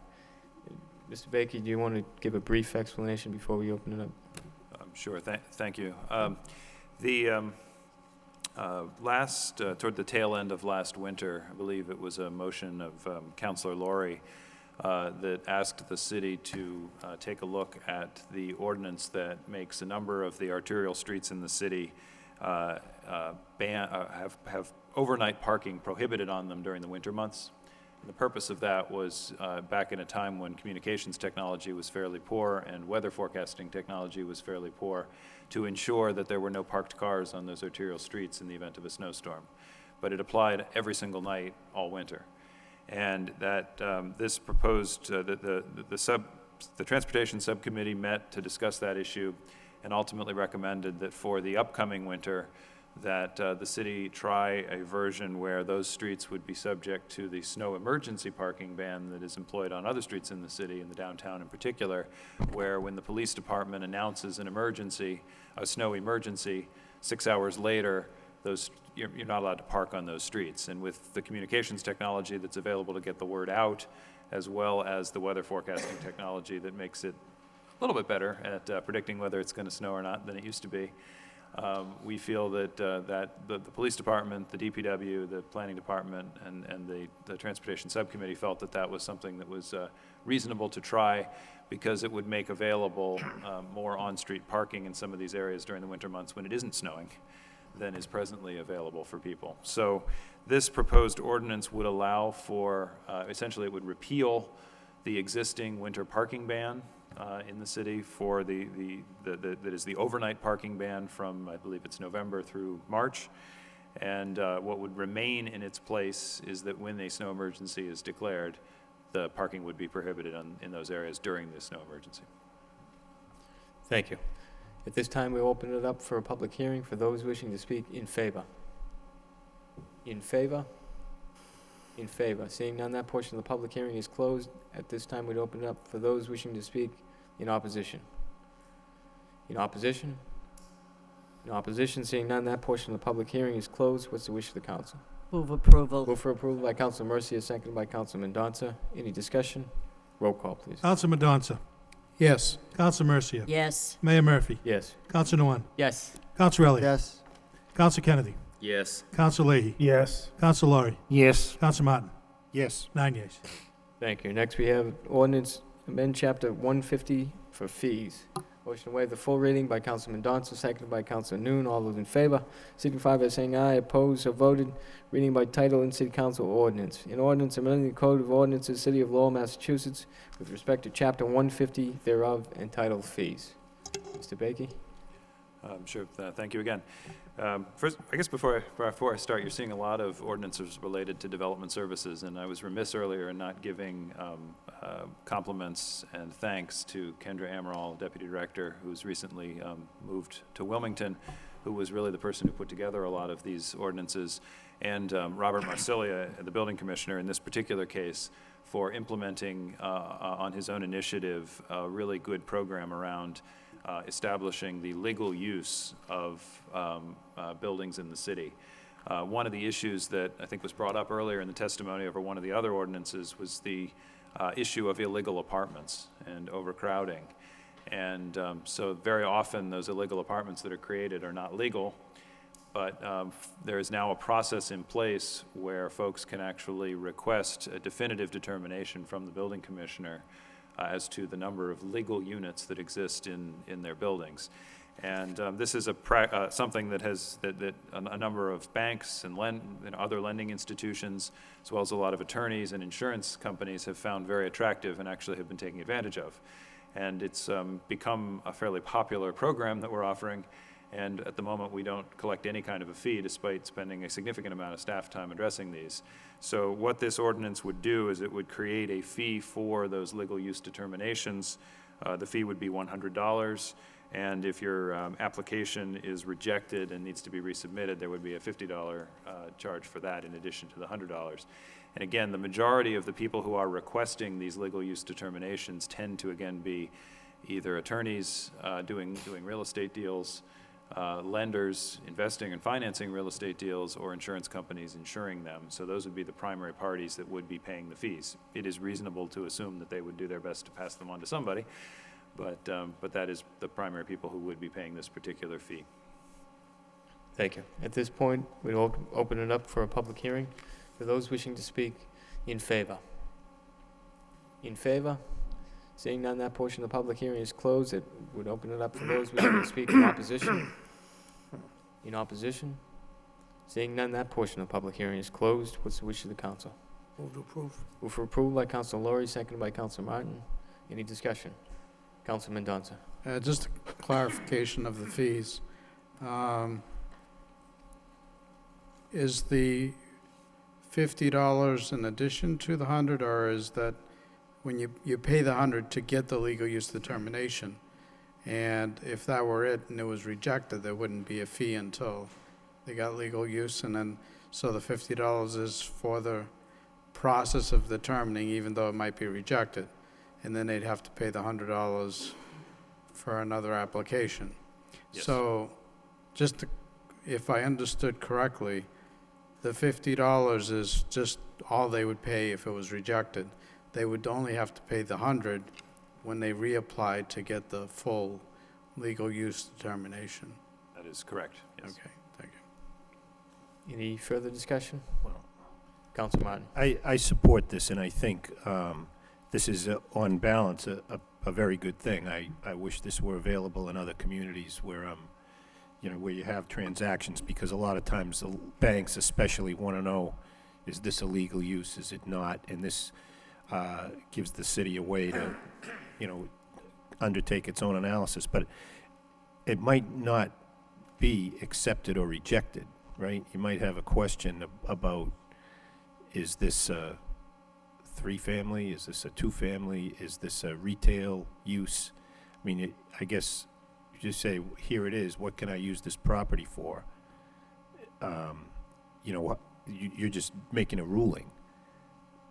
How is it rejected? If I just ask you, can this be used as a retail store, and you say no, it can be used as a two-family house? For the very simple question, like, what zoning district is it in, we wouldn't assess the fee. It's really for the more where a title company or a closing attorney or a lender wants a definitive letter from the building commissioner saying that the legal use of this property is that they can actually, literally take to the bank, so to speak. That would be $100. If the applicant fails to submit sufficient information to enable the building commissioner to make a determination, that would be a rejected application. But he would have had to have spent some time figuring that out, which is why there would be a fee for that, the $50. And then if they want to resubmit with a complete application, they would submit the $100 and obtain the legal use determination at that point. Right. Fair enough. Thank you. Any further discussion on the ordinance? Councilor Leahy. Sure. Can you just clarify it again? So you call up to get the inspection. How much do you pay? This isn't about inspections, this particular. Well, you call up to get the determination? Yeah, if you submit, again, this is not something that, the typical homeowner does or the typical citizen does. Mm-hmm. It would be available to them, but it's very rare that that's the source of these requests. The source of these requests is typically in conjunction with a bank making a loan and wanting some certainty as to what they're lending against, or as part of a real estate closing where they want some certainty as to what they're buying and what they legally can use the property for after they buy it. And so you would submit a package basically saying that this is the property, this is the evidence I have of its current use. I would like you to determine if this is legally occupied as a three-family, or if this is not a legal three-family, how many units are legal in this property, and so forth. And there's become a bit of a practice of relying on the building commissioner's interpretation, and the building commissioner has the authority under both zoning and the state building code to make those determinations. But again, there is a significant cost to the city in his time as well as other staff time combing through the records, because if they were straightforward, they wouldn't be asking for it. These are generally the ones where it's a little more complicated, where usually somebody involved in the transaction suspects that something about the current use may not be legal, and that often requires some investigation. And typically the question that's being investigated is, this building is, say this building has 3 housing units in it. It clearly wouldn't meet the zoning today to be a legal 3. At the time the 3rd unit was created, was it legal? And did they get the proper permits to do it at the time? And so that's involves a pretty extensive records check and research into what the zoning was of that particular property at whatever time we can find evidence, or they supply us with evidence of when that unit was created, and so forth. It ends up being a pretty valuable answer for the parties that are going to be investing one way or another in that deal. All right, so I'm not getting what the difference is if they just submit the paperwork and you reject it or accept it, why is there a different fee? It's to make and issue the determination they are requesting. the fee is $100. If they submit enough information that we start the process, but insufficient information to conclude the process, and we have to reject their application, they have not obtained what they were looking for, which was the Okay. legal use So determination. you're doing half the work and you But just charge a them fair amount of half work the- was spent, and therefore the city feels that it's appropriate to charge a fee for that work that was done to reach the conclusion that they hadn't provided us enough information to make the determination. All right, it just seems logical that it should be a $100 application, and if you don't get accepted, you don't get accepted, it costs you $100, and if it does get passed, then it's $100. I don't We're amenable to that too. if understand it's- why we're being so nice. I mean, you just submit the paperwork and the fee, and that's it. So, it just seems like it should be one cost. I guess we're being very nice about it by saying, hey, you didn't meet the requirements, we're not gonna do the rest of the investigation, see you later, but, so, I don't know. Any further discussion? Counsel Kennedy? So just to follow up with Counsel Leahy, so it's $100 when you file. If you don't give sufficient information and the city's not able to make a determination, then it's $50. So you get $50 back. Then if you go and get the other information and you want to proceed, what do you pay then? Another 100? 100, yes. So it costs you $50 more for it to be that you didn't do it correctly the first time. Yeah. I can't imagine how that would happen. I mean, just from a practical matter, I would think that most of the information would come from the city, not from the petitioner, and so, what would it be that would be insufficient on their part?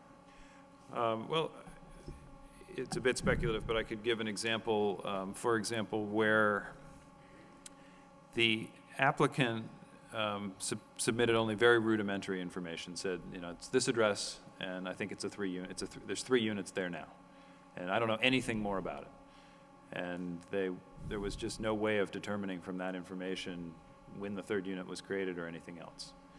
If instead they submit information that says, well, we know the 3rd unit was built about this time, we think it was built as a 3-family, enough information that the investigation can pull out building permits and so forth and see the evidence, then that's a complete application. But there may be circumstances where there just is almost no information provided, and there's no information in our records, and we can't give them a legal use determination that they're looking for. And rather than have us give them a determination that, well, the current zoning is what it is, it's not very useful to them, we'll just reject the application, and that's worth $50, or that's worth saving them the $50, because they didn't get what they wanted at that point. They didn't get what they were looking for. Any further discussion? Roll call, please. Counsel Madonza. Yes. Counsel Mercia. Yes. Mayor Murphy. Yes. Counsel Nguyen. Yes. Counsel Elliott. Yes. Counsel Kennedy. Yes. Counsel Leahy. No. Counsel Laurie. Counsel Martin. Yes. 7 yeas. Thank you. Next, we have an ordinance to amend Chapter 150 for fees, amend certain electrical sections. Mr. Bakey? Sure. This is the last of the development services ordinances for this evening. As we've been working with bringing, as the council will recall, the electrical permitting process in the city used to be housed outside of the rest of the building trades and other inspection functions. And so it sort of had its own processes and its own fee structure and everything else. And we brought it in as part of the reorganization that created development services. And as the department has been looking at the fee structure for electrical permits, some of it has had some real lack of clarity to the wording of it. In other cases, it's felt that the fees that are being assessed are not exactly appropriate relative to the nature of the work that's being permitted. And so this is a proposal to change the fee structure associated with wiring and electrical permits in the city. For the most part, most permits wouldn't change. The fees would not change. And actually, of the ones that would change, the majority would actually go down under this proposal. The first proposed change is that the fees for commercial and industrial properties would be clarified to what we believe was the actual intent of the ordinance, but there's some wording that's sort of missing from the current ordinance that makes it other interpretations possible. And that is that the first $5,000 worth of construction costs has an $80 fee, and then there's a $3 per $1,000 worth of cost over $5,000. Again, we believe that was the intent of the existing ordinance, but the existing ordinance's wording allows for other interpretations. This clarifies that. The second is for residential properties, it actually reduces the fee from what is presently $100 for the first 100 amps of service and $20 for each additional 100 amps of service to a flat fee of $40 for most residential wiring permits. So this would actually be a pretty significant reduction for residential units, and that's, I think, what most homeowners and others in the city would be encountering. It also implements a fee for siding, which is actually a fee that has apparently been being assessed for many, many, many years in the city for the electrical work that's associated with, and in the inspections that are associated with basically taking the electrical wiring off the house so that you can put the siding behind it and then putting it back on in a safe manner. And that's actually the most risky part of the electrical wiring coming into a house. It's the highest level of power in one location. So it's actually a fairly dangerous activity that does require the inspection. Apparently, we've been charging $40 for that inspection and permit associated with that for years and years and years, but it doesn't appear to actually be in the ordinance, so this puts it into the ordinance. Secondly, there is a fee that's assessed for wiring inspections, callbacks and other things that are not specifically attached to the normal process of permit, complete the work properly, inspect, and get approval. Then there's some language in the ordinance today about a service charge for the first 100 amps and each additional 100 amps, where the service charge is $80 and each additional 100 amps is $20. And it appears, based, again, this is a little bit unclear, but it appears that that's, if you take that literally, that has to be charged in addition to whatever other permits are being assigned a fee to if you're having this work. What is being proposed is instead to change the word charge to the word change, which we believe may again have been the original intent.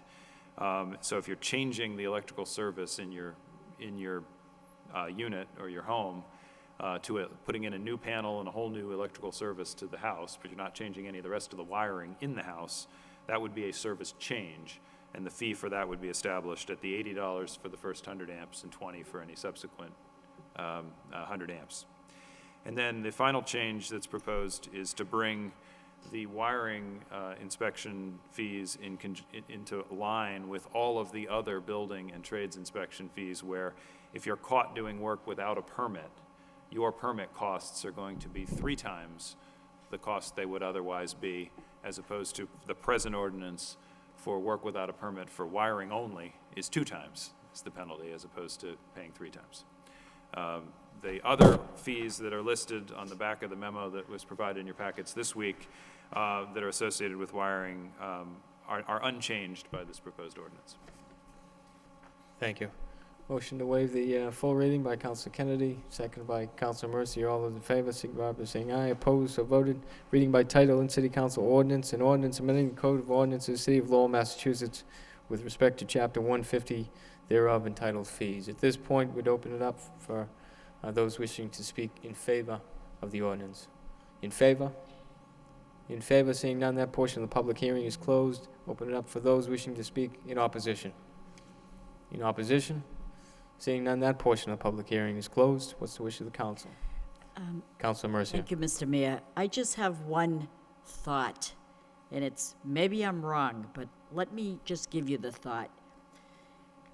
Every time you have anything like fees or fire alarm boxes or false alarm fees and fines and stuff, it seems like the residents pay less and the businesses, commercial, pay more. And already businesses are being taxed to the point where they're paying double than residential.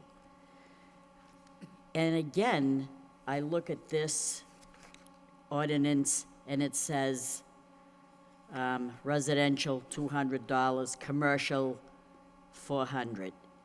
Again, we're sending a message, I don't know, it's my opinion, we're sending a message, again, we're hitting you, resident business, I mean, not residents versus business, and businesses are paying more all the time. I don't know why it can't be one rate in these ordinances. Why are we always constantly doubling it because it's a business? It's another means of saying, gee, it's another roadblock for businesses that want to go elsewhere when they see things like that. It's one thing we have a rate that's different, but when we have fees and fines, and it's always double for businesses, and it's a message that I don't know, that I don't feel happy about sending. I know that it's here, and I'm just saying that, but it seems that way to me. Why are we doing this constantly? Why are we always charging more for businesses? We don't want to be sending them elsewhere, and yet we're constantly doing this. Mr. Bakey. Thank you. Well, I can respond to that. I can't respond to that more broadly, but I can respond to that in the context of this particular ordinance. And that is, first of all, we have compared the fees to a lot of other communities, and in fact, the fees that we charge for wiring permits are generally the same or lower than most other comparable communities. So while there may be arguments to be made about whether other fees or other taxes or costs in the city may or may not be better or worse than other communities, wiring fees are not one where they pay more here than they would elsewhere. The difference between commercial and residential with respect to electrical permits is very much that the nature of the work is quite different. And the nature of the codes that they have to comply with are quite different, and therefore the nature of the work that our inspectors have to conduct to inspect to ensure that they are compliant with those codes, and the amount of time that they have to take doing those inspections is considerably greater for commercial and industrial applications than it is for residential applications. And I think it's also important to note that we have provisions in here that are actually very attractive for businesses, one of which is actually what looks perhaps on its face to be the highest fee on the schedule, which is not proposed to change this evening, and that's the $400 that we charge for a commercial or industrial blanket permit. But what that gets you, that's only attractive to a certain segment of commercial industrial properties where they do a lot of electrical work over the course of the year. And that actually is like buying in bulk. It essentially allows them to pay one fee and obtain all the permits that they need and all the work that they do, all the work and have all the inspections that they need over the course of the year, rather than keeping track of every individual little project. For bigger commercial properties, that's actually a huge savings to them to be able to make that available, rather than paying the individual fees every time they have to apply for a permit. So it looks like the biggest number on the chart, but it's actually a savings. It's sort of the bulk discount for them. You are correct that we are actually proposing the current fee structure for basic residential wiring. The residents actually pay more than the basic minimum price for a commercial wiring job today, even though the commercial work actually requires a lot more work on the part of our inspectors. So what we're proposing is not to change the amount that the commercial properties pay, but to actually reduce the amount that the residential properties and project pay. So, I mean, certainly if the council wants to keep the fees for the residents higher to have them match the commercial, we can do that, but I can't imagine you do. No, I don't. But I'm likening this to the false alarms, and the businesses are paying quite more than residents, when it, to me, should be the same. But anyway. Councilor Kennedy and then Councilor Laurie. Thank you, Mr. Mayor. I would like to offer an amendment to the schedule, and what I'm looking at is the memo that's from Adam Bakey on the second page, where it says, and Councilor Mercy was talking about a commercial industrial blanket permits. I would like to make that be for buildings with more than 5,000 square feet. so that buildings that were less than 5,000 square feet would not have to pay that $400. And I make that in the form of a motion. Motion by Councilor Kennedy, seconded by Councilor Elliott. Any discussion on the motion? Let me just say that the intent behind the motion is that there are probably a lot of commercial properties that are small businesses under 5,000 square feet that maybe 400 would be a lot more than what they would normally pay. Mr. Bakey? I certainly have no problem with the councilor's proposed motion, but I do want to make a clarification just to make sure that everyone understands. That particular fee is an optional approach that only the larger commercial and industrial properties find attractive. It's basically buying in bulk. Instead of coming in for a specific permit every time you do work, you can instead agree that you're going to pay at the beginning of the year $400 for all your wiring inspection work over the course of the year that you may have. If you're a small business that may have actually no need for permits, electrical permits and inspections in any given year, you don't pay us anything, and you certainly wouldn't want to obtain that permit. Right. And if you're one that has, 1, 2, 3, or even 4 projects valued at $5,000 or less, you're going to pay less to have them all permitted and inspected separately than if you went and applied for this blanket permit. It's when you get to the 5th, 6th, 7th project, or the projects get larger, that this blanket permit is an attractive deal for you. Right. Well, but my amendment deals with small properties. That would be, small convenience stores, probably service stations, stuff like that. What's the negative impact on those? Well, your amendment, there would be none, but those people don't apply for these blanket permits. They don't get these because they don't do enough work for this to be valuable to them. Okay, so what you're saying is this is optional, this $400. You can go this way if you choose. Right, or you can go the route of permitting every individual project. Okay. And those smaller businesses, if they have any projects during the year, it's a small number usually, and they just apply for a permit for that project, and that costs them a lot less. That'll, again, if it's only $5,000 or less worth of electrical wiring work, it's an $80 permit for them, not a $400 blanket permit. The $400 blanket permit is really for those. I'm talking about 5,000 square feet, buildings with less than 5,000 square feet, not $5,000 worth of work. Right, but the current and the proposed ordinance ties the fee to the value of the work, not the square footage of the building. And again, it would be difficult for me to imagine that there would be any small businesses of less than 5,000 square feet that don't do a huge amount of electrical work of some sort, whatever it is they may be doing, that would ever be interested in one of these blanket permits. So again, I don't really have a problem with the motion, but I don't think you're gonna, I'm not sure that what you're trying to get at is really a concern, because those smaller businesses don't usually enter into this fee category at all. Okay, I didn't realize that it was optional, I guess is. We still have the motion on the floor. I'll withdraw the motion. Sure. So the current question is on the ordinance as is. Any further discussion? Roll call, please. Excuse me. Motion to approve by Councilman Donza, second by Councilor Laurie. Roll call. Councilman Donza. Yes. Councilor Mercia. Yes. Mayor Murphy. Yes. Councilor Nguyen. Yes. Councilor Elliott. Yes. Councilor Kennedy. Yes. Councilor Leahy. Yes. Councilor Laurie. Yes. Councilor Martin. Yes. 9 yeas. Thank you. Returning to the manager's portion of the agenda, we have a resolution supporting and establishing a sister city relationship with Sao Domingo, Santiago, Cape Verde.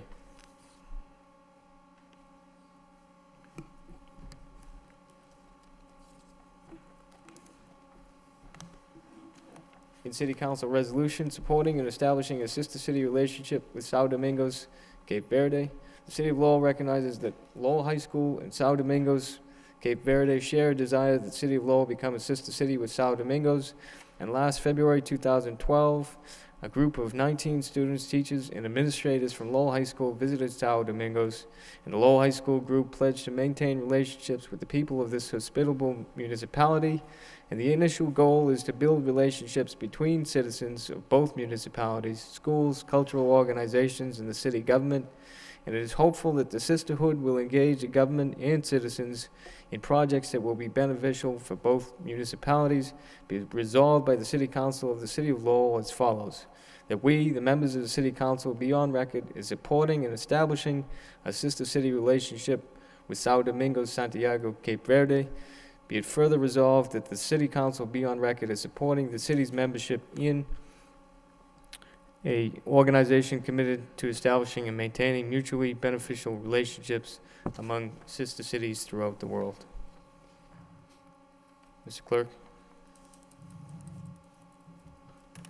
Julia. Speaker? Oh, excuse me. Julio De Cavano speaking, please. Hi, I'm Julio Di Carvalho, Lowell resident and native of the Cape Verde Island. I work at Lowell High School. I teach foreign languages. Effectively, we went to Cape Verde with a group of 19, and then it was extraordinarily well. The officials requested that we maintain this relationship because we believe that both Lowell and San Domingos will benefit with this relationship. One of the, as you might remember, a couple of weeks ago, the mayor of San Domingo was in the United States, and then he was here and he spoke with you that he expects this to be beneficial for both cities because Cape Verde, San Domingos has a lot to offer to Lowell and Lowell to San Domingo in return. With this relationship, that the expectation is that this is going to be very, very, very, very meaningful to both cities. Thank you so very much. Thank you. Any further discussion on the resolution? Roll call, please. Counsel Madonza. Yes. Counsel Mercia. Yes. Mayor Murphy. Yes. Counsel Nguyen. Yes. Counsel Elliott. Yes. Counsel Kennedy. Yes. Counsel Leahy. Yes. Counsel Laurie. Yes. Counsel Martin. Yes. 9 yeas. Thank you. Next, we have reports, subcommittee reports. Any announcements? Seeing none, move on to general petitions. We have one claim for property damage, one claim for personal injury. Entertain a motion to refer to the Law Department for report and recommendation by Counsel Laurie, seconded by Counsel Leahy. All those in favor, signify by saying aye. Opposed, so voted. We have a utility petition for an underground conduit. National Grid requests to install an underground conduit on Broadway Street in Lowell, Massachusetts. Entertain a motion to refer to a public hearing on October 23rd, 2012 at 7 p.m. by Counsel Laurie, second by Counsel Noon. All those in favor, signify by saying aye. Opposed, so voted. Next, we have motions. First motion, Counsel Mercia requests the city manager have the traffic engineer revisit Dublin Street to allow members of the senior center to park vehicles on the Council on Aging side of the street from 8 a.m. to 4 p.m. so more senior activities can be Second. offered. Seconded by Council Laurie. Council Thank you, Mr. Mayor. Quite recently, a new exercise program was established at the Council on Aging on particular Wednesdays. Now, Wednesday afternoon, they have bingo there. In an effort to service both events, there is a question of more parking there. And I ask through this motion that we refer this motion to the traffic engineer for the purpose of revisiting that. And perhaps because the way that Dublin Street is now, it's a one-way street with one-way vehicles and parking on one side. And I did look at it myself, and if we could refer it back to two-way and have parking on the Council on Aging side, we could probably get 7 or 8 more cars there between the hours of 8 and 4. But I'm not a traffic engineer, so I'd like to refer that to the traffic engineer. I did speak to the manager on this particular issue, and I couldn't make it in there for last week, so I'm making it this week. It's very important. At one time when the senior center was there, we had 2 buildings on the lot, and one was vacant. Now they're both in service, and they're taking more and more parking away from the seniors. And in an effort to create more parking, that's what I'm proposing. I know it's the duty of the director there on the Council on Aging to create more activities, and she's doing that. But some questioning, where are we gonna park? So that's what we're trying to look into, see if we could create more parking through that particular side street of Dublin. Thank you. Any further discussion on the motion? All those in favor, signify by saying aye. Opposed or voted? Next motion by Councilor Mercia. Request the city manager have proper department repair the defect in the roadway in front of 369 Andover Street, seconded by Councilman Donza. Councilor Mercia. Thank you, Mr. Mayor. I received a few calls from residents in the immediate area. It seems that, and through you, Mr. Mayor, to Adam Bakey, the acting manager, is that 133 is a state road or a city road? I thought it was a city road. The 133 designation is a state designation, but it is a city-controlled right-of-way. It's a city road. It's a city road that has cement all the way down it. And over the course of time in winters, it's created a lot of potholes, and it seems that they're filling the potholes in with a hot top.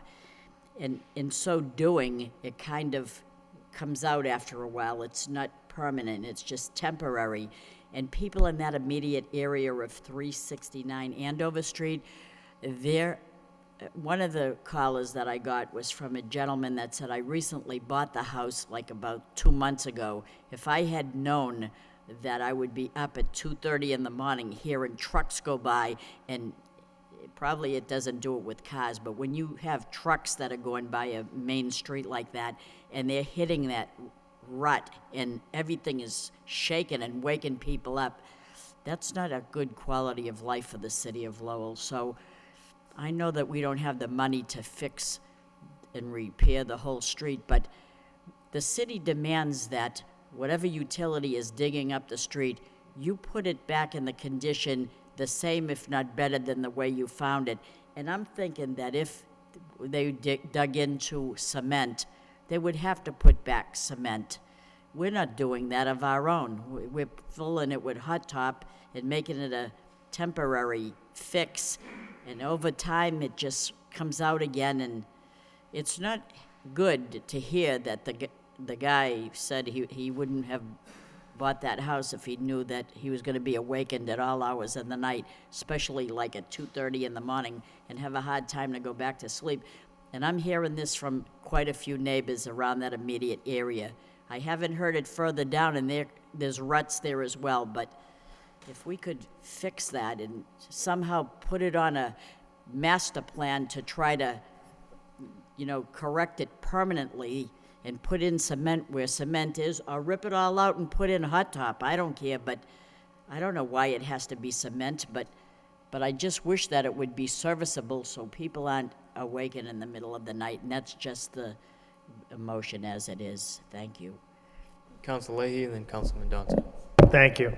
I think this is a good motion, and I think that Councilor Mercy is being too nice. I think that this is this road, when we have repairs on it, should be filled with the proper, the way it is. So it's a cement road, and I don't know why for years that we've been patching it with asphalt. I know that, it's a little more work because of cement, but it's a cement roadway, and it's a pristine street in the city of Lowell, and it should be kept that way. And so I think maybe the amendment should be, the motion should be amended to say that any repairs on Andover Street should be repaired with cement.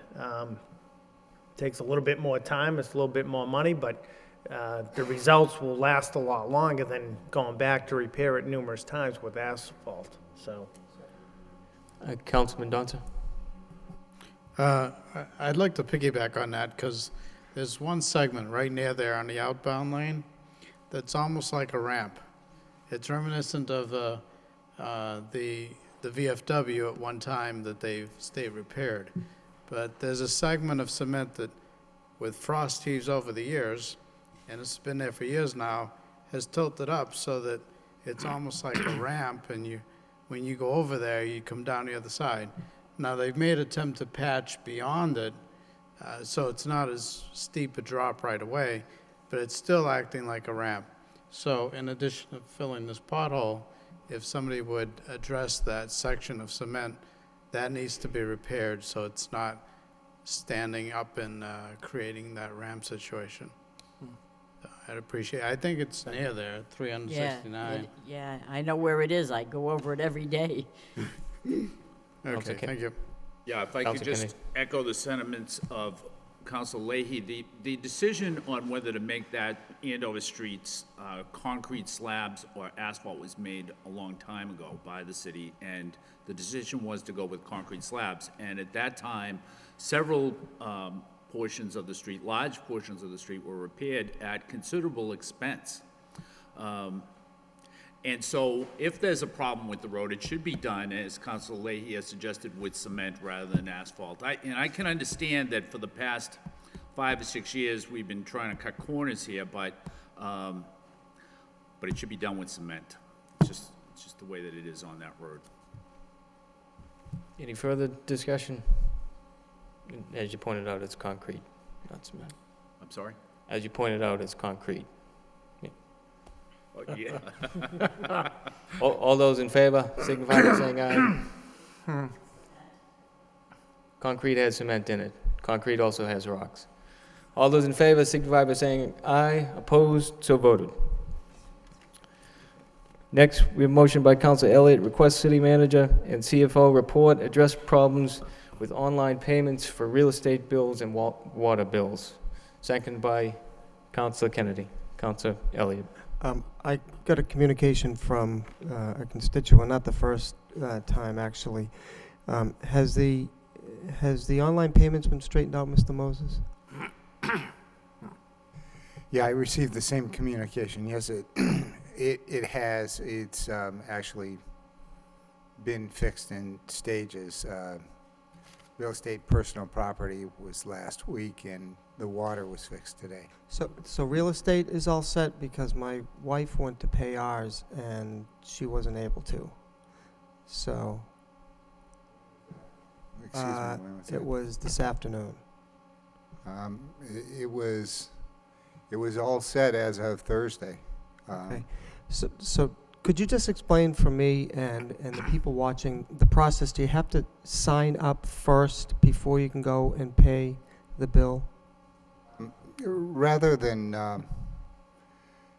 get something wrong, the treasurer is prepared at a later date to come in and actually do a demonstration right on the screen if that's something the council wants. Well, I think it'd be helpful to the residents, quite frankly, if they know what the process is. I mean, we're advocating people to pay online, and I think I was a little confused myself. So, and I think I'm pretty proficient, but I think it would be helpful, or get the information out somehow.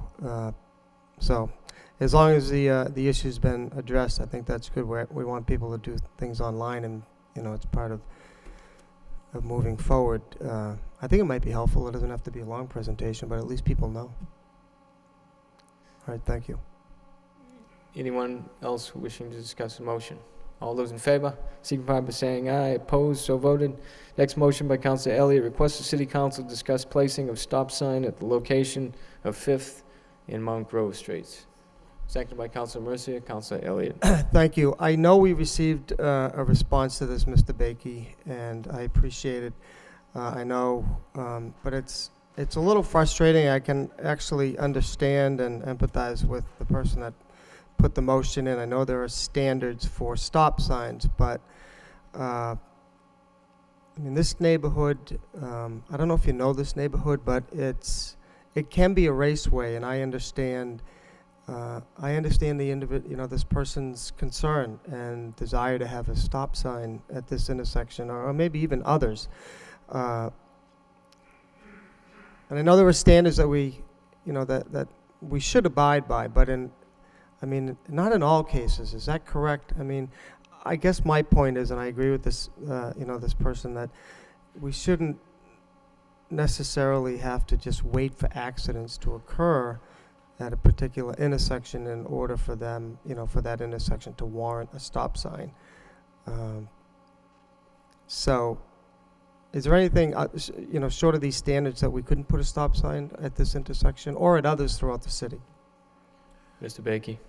The issue that we're referring to is that the federal government, the Federal Transportation Administration, has put together a manual that specifies the conditions that should be present for certain traffic control devices, including four-way stop signs, traffic signals, and so forth. And they're called warrants, and they are basically provide the conditions at which point the introduction of those traffic control devices are more likely to make traffic work better and be safer than if you didn't impose them. But below those warrants, below those thresholds, the opposite is actually true. And that's the reason that those warrants exist. That it is actually likely that when you put in particularly four-way stop signs where they are not warranted, there actually have been a number of studies that have been conducted that have actually proven that putting in unwarranted stop signs actually increases the number of accidents and the concerns, and the safety concerns that go with that. And that's the reason why we do strictly adhere to those warrants. That said, I believe that the transportation engineer's response to this particular concern suggested that there may be some alternative approaches that will get at the actual concern that the resident was voicing, which is that really the traffic that's in that neighborhood should be calmed. And there are ways to approach traffic calming other than installing unwarranted four-way stop signs. And the traffic engineer is willing to spend some time taking a look at that area. If that's what the council directs and asks, we can certainly have him spend some time taking a look at that area and seeing if he can come up with a plan that would actually have a significantly positive effect with respect to some of the speeding behaviors, some of the cut-through traffic behaviors that people are really concerned about in that area without introducing unwarranted stop signs in the process, and keeping things as, doing it in a manner that would be accepted by traffic engineering practice as safe, as opposed to maybe creating concerns for safety. So would you say on 4th Avenue at Mount Hope, there's a four-way stop sign? And then it's probably 30 feet later or 40 feet later at the next intersection, there's another four-way traffic stop sign. You're telling me that is warranted at those intersections? No, I'm not. In fact, I would suspect, and the traffic engineer strongly suspects, that those are not warranted either. Those were placed there some time ago. I'm not even sure if those have ordinances behind them, and they are probably not warranted stop signs either. His suggestion is actually, again, to look at the whole area comprehensively and come up with a plan that will address the likely reasons why those stop signs exist and why this individual is concerned about this particular location as well, in a manner that is safer and doesn't conflict with the warrants for four-way stop signs. Okay, well, I support looking at it in a comprehensive manner. That only makes sense because, 1 week it'll be, 5th and Mount Grove, the next week it'll be another intersection because traffic is a problem over there, and it has been. So I will look forward to that, and I appreciate, and I know the neighbors in that entire neighborhood will appreciate it, and including Mr. Marchand, because it's, if we do something for one intersection, the problem may transfer to somewhere else. So, thank you. Council Lowry and then Council Leahy. Thank you, Mr. Mayor. Excuse me, I think I'm getting my first cold of the season tonight. This area in question, and I concur with Councilor Elliott, that's part of the Manager's Initiative Program, so they're going to be studying basically all the streets and the intersections in that area. That could be part of the manager's initiative. And the travel patterns. Okay, thank you. Any further discussion on the motion?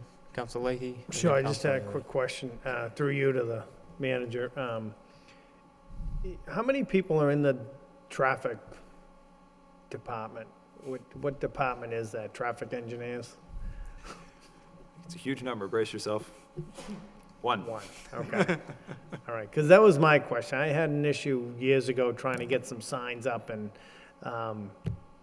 obviously, we don't go back and reassess neighborhoods then, if we have one person. I mean, the issue I had at the time was, I had trying to get some signs up for the Sullivan School, and I heard all this talk about sign pollution, I think it was, or something. And so my question was, we don't go back in and reevaluate stop sign intersections or no parking signs that we put up or anything like that.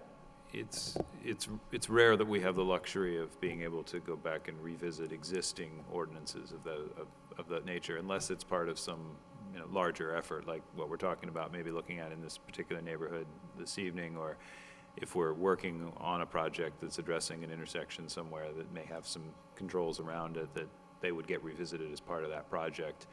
But it is, we don't really have the resources to go and you know, sort of revisit on a regular basis every stop sign that's erected in the city to ensure that it still meets the warrants, even if it did at the time when it was originally implemented. All right, I just noticed as you drive around the city, certain intersections, like at the intersection of Andover and Nesmith, there's a no parking sign in the right-hand lane, which kind of, when you look at it, it's one of those Jay Leno things, like, why would you have a no parking sign in a right-hand lane? So, I'm not sure we'd want a car to park there, but. Right, so it just made sense to me that maybe every so many years we'd revisit things, but if we only have one person in the department, I can see why we don't. But I agree with Councilor Elliott on this. If we're gonna do a study, we should, and so I'd be in favor of that. Thank you. Councilor Elliott? I just want to follow up on Councilor Laurie's question. As part of this, the manager's initiative, you said it could be included, but currently it's not, right? Or the plan is it's not part of the initiative to study this particular traffic problem? Yeah, I'm not sure exactly where the boundaries of the manager's initiative area are, whether they extend as far as this intersection in question. But I think the idea of, if it's the will of the council, the idea of having the traffic engineer take a look at this area is something we can do, yes. Okay. I don't know if we need a motion or not, but I would like to see it be part of it. So I'll make that in the form of a motion. Motion by Councilor Elliott, seconded by Councilor Laurie. All those in favor, signify by saying aye. Opposed, so voted. Back to the original motion. All those in favor, signify by saying aye. Opposed, so voted. Next motion by Councilor Laurie and Leahy. Request the city manager send a letter to Chancellor Martin Meeting of UMass Lowell congratulating him on the success of the senatorial debate and the positive image it portrayed of Lowell. Not requiring a second.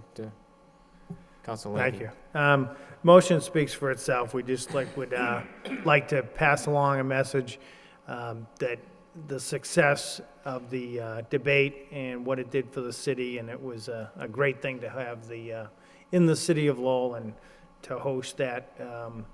What a great event it was. So, thank you. Thank you. Any further discussion on the motion? All those in favor, signify by saying aye. Opposed, so voted. Next motion by Councilor Noon. Request the city manager provide status and plans for the Butler School building. Seconded by Councilman Donson. Councilor Noon. Thank you, Mayor.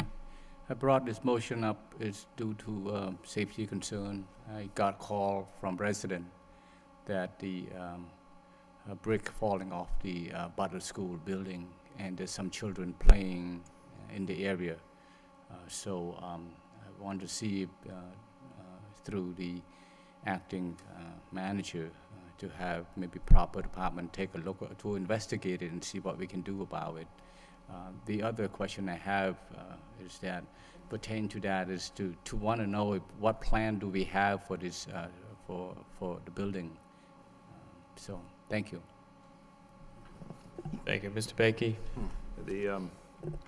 We can certainly have take a look at the property and see if there's anything that can be done to secure it better. It is not, in its present condition, it is not a safe place for children to be playing. I believe there is a fence around the property, but if there are places where it's not fenced and not properly secured, we will take a look at that. The more long-term and more optimistic, the property is currently out under an RFP. RFP responses, proposals are due on October 24th, and the minimum bid price for the property has been set by an appraisal at $265,000. So far, we've actually had 13 parties that have requested copies of the RFP. We don't usually get proposals from everybody who requests a copy of the RFP, but that's a pretty good number, so we are hoping that there'll be a number of parties that will be interested, and we will be able to divest of the property relatively quickly thereafter. And the goal is to see the property both made safe, made attractive, but also, given its location in a commercially zoned area with very good visibility and very good proximity to the highway, that we're really hoping to be able to get some commercial development at that location as part of that RFP process. Well, thank you for looking into it. Thank you. Council Laurie? Thank you, Mr. Mayor. I think Mr. Baker just answered the questions I had coming forward. Just one thing, that bid, is that for best use, or?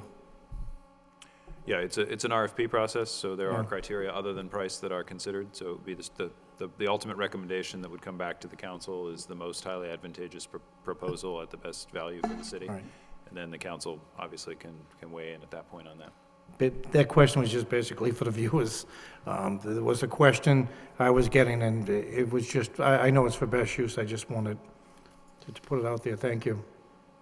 Thank you. Any further discussion on the motion? All those in favor, signify by saying aye. Opposed, so voted. Next, we have motion by Councilor Noon. Request the city manager update the city website regarding councilors' pictures and bios. Seconded by Councilor Mercia. Councilor Noon. The motion speaks for itself. Thank you, Mayor. Thank you, Councilor Noon. Any discussion? All those in favor, signify by saying aye. Opposed, so voted. Our last motion tonight, if Councilman Mendoza would take the chair.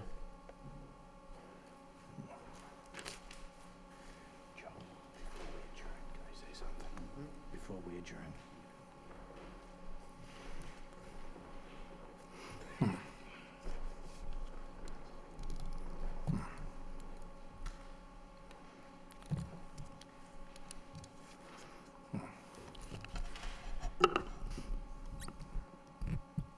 And for the last motion of the evening, by Mayor Murphy, request City Council adopt formal process of interviewing and selecting the candidates to fill any vacancy on the Greater Lowell Technical High School Committee. Second by Councilor Leahy. Mayor Murphy.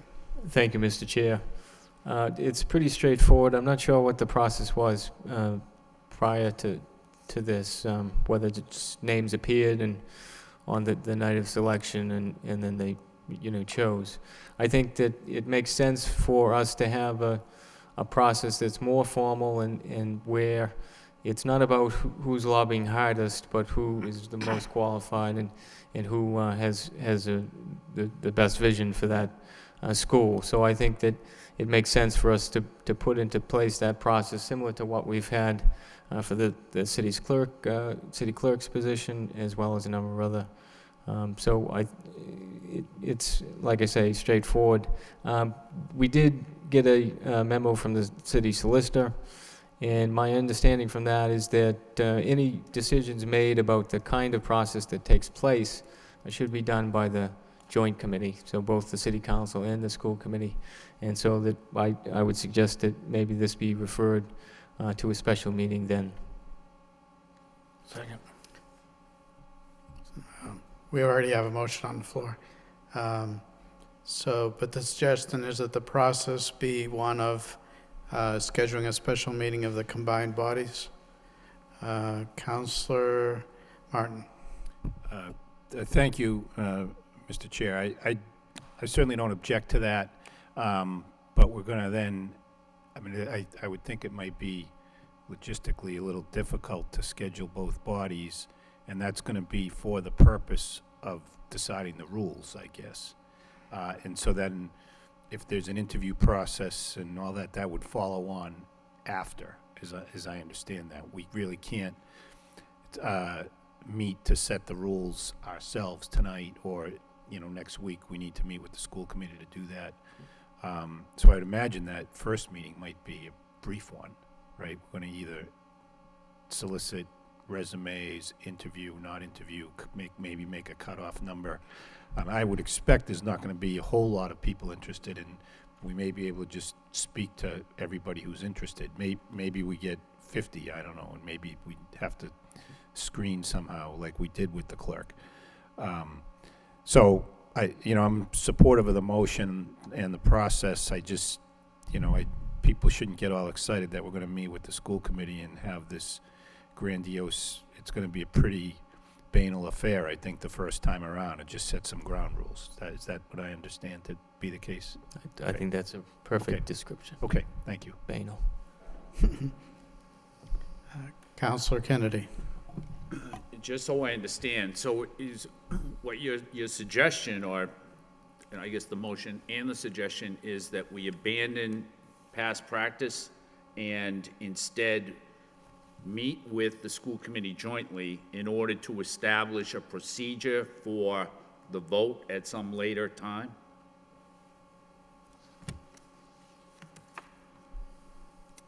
Don't you think that's involved for what this is? Counselor Murphy. Thank you, Mr. Chair. I don't think it's that involved, really. It's a pretty straightforward process. If you have, say you have 5 candidates, you bring them in, you ask them what they would like to see happen at the school.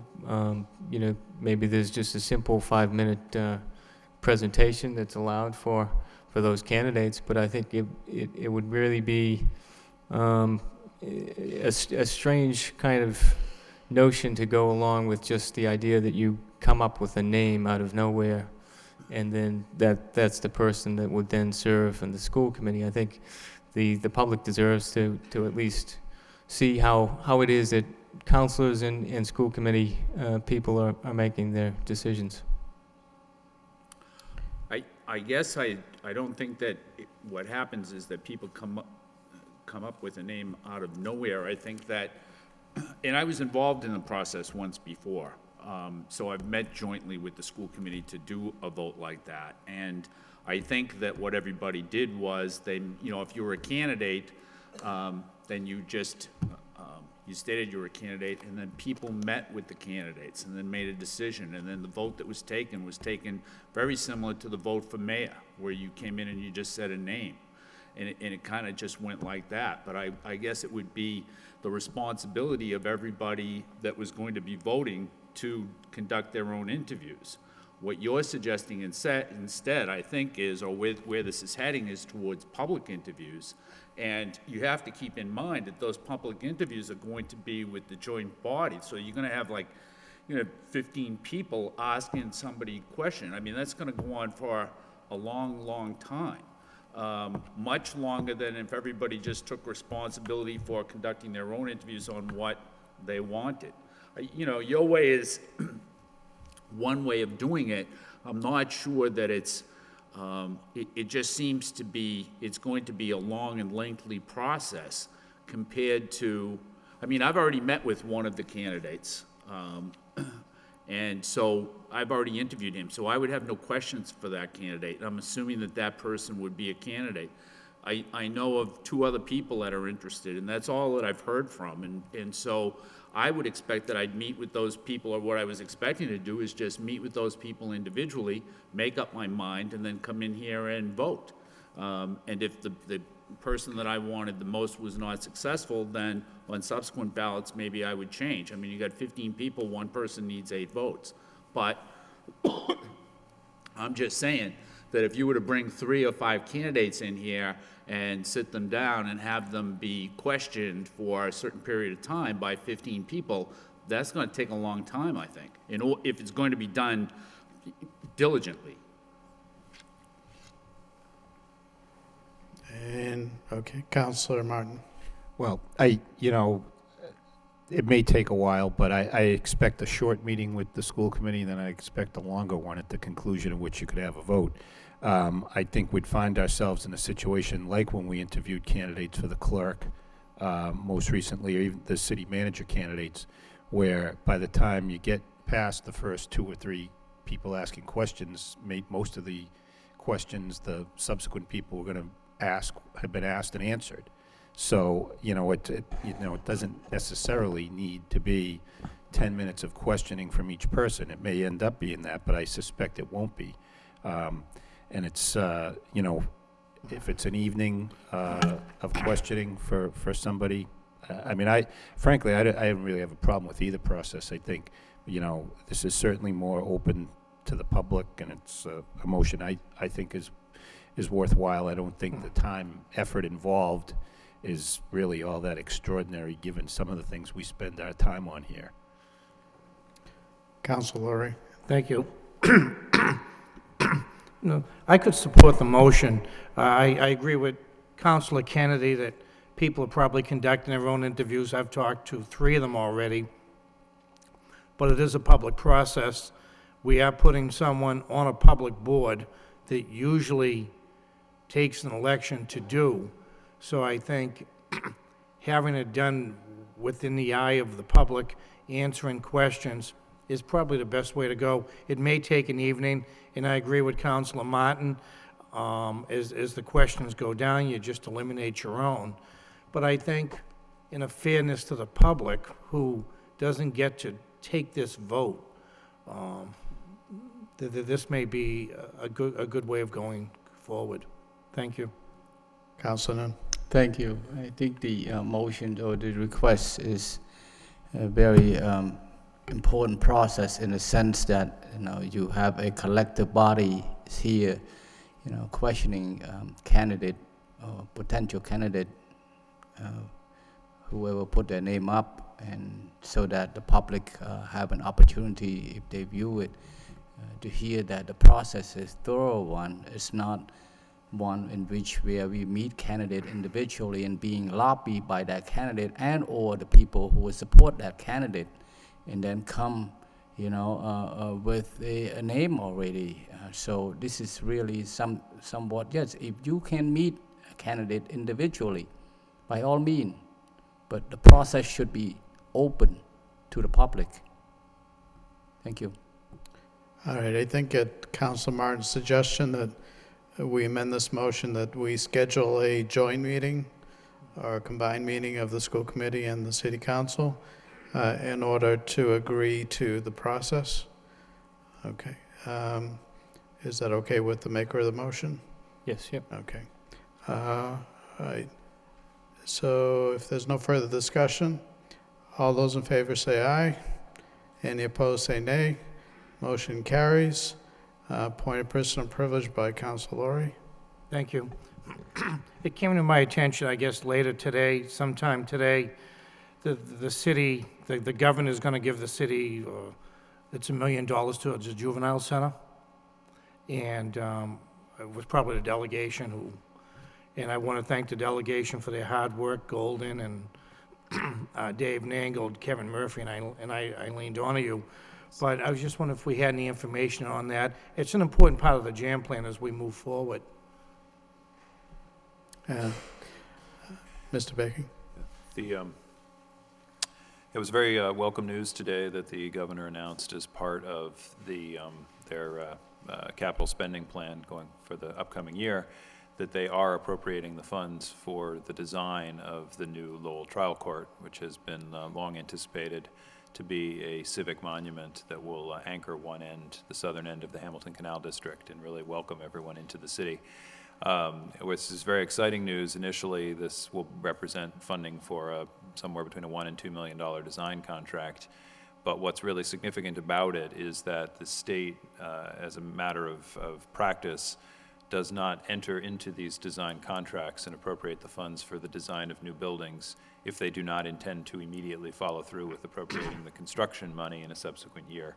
So this milestone is tremendously important in terms of a project that has been long awaited, long anticipated, long fought hard for by our delegation, to turn into one that now I think is on a path where the dates that they're proposing for when it will be open, which I think they're saying late 2016 or early 2017, are very real dates now, and I think that's a very exciting time, and we definitely owe significant appreciation to everyone, particularly our delegation that has lobbied hard for this project for many years now.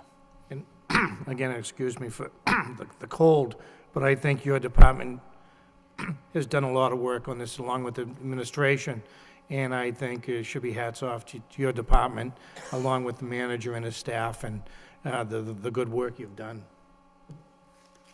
Thank you. Mayor Murphy? Thank you, Mr. Chair. I just had an announcement for the viewers that this Saturday, October 13th, is voter registration day.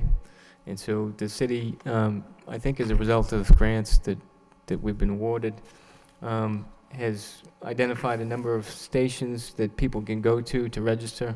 The Rogers School at 43 Highland Street, Council on Aging at 270 Broadway Street, the Green Old Shell Elementary School at 149 Annell Street, the McAvenue School at 131 Mammoth Road, Maury School at 114 Pine Street, the Daly School at 150 Fleming Street, the Shaughnessy School at 1158 Gorham Street, the J.G. Pine School at 145 Boylston Street, and the St. Anthony's Parish Hall at 920 Central Street. And those are places where people can go to register from between 10 a.m. and 1 p.m. this coming Saturday. Thank you. Councilor Mercer? Thank you, Mr. Acting Mayor, Vice Mayor.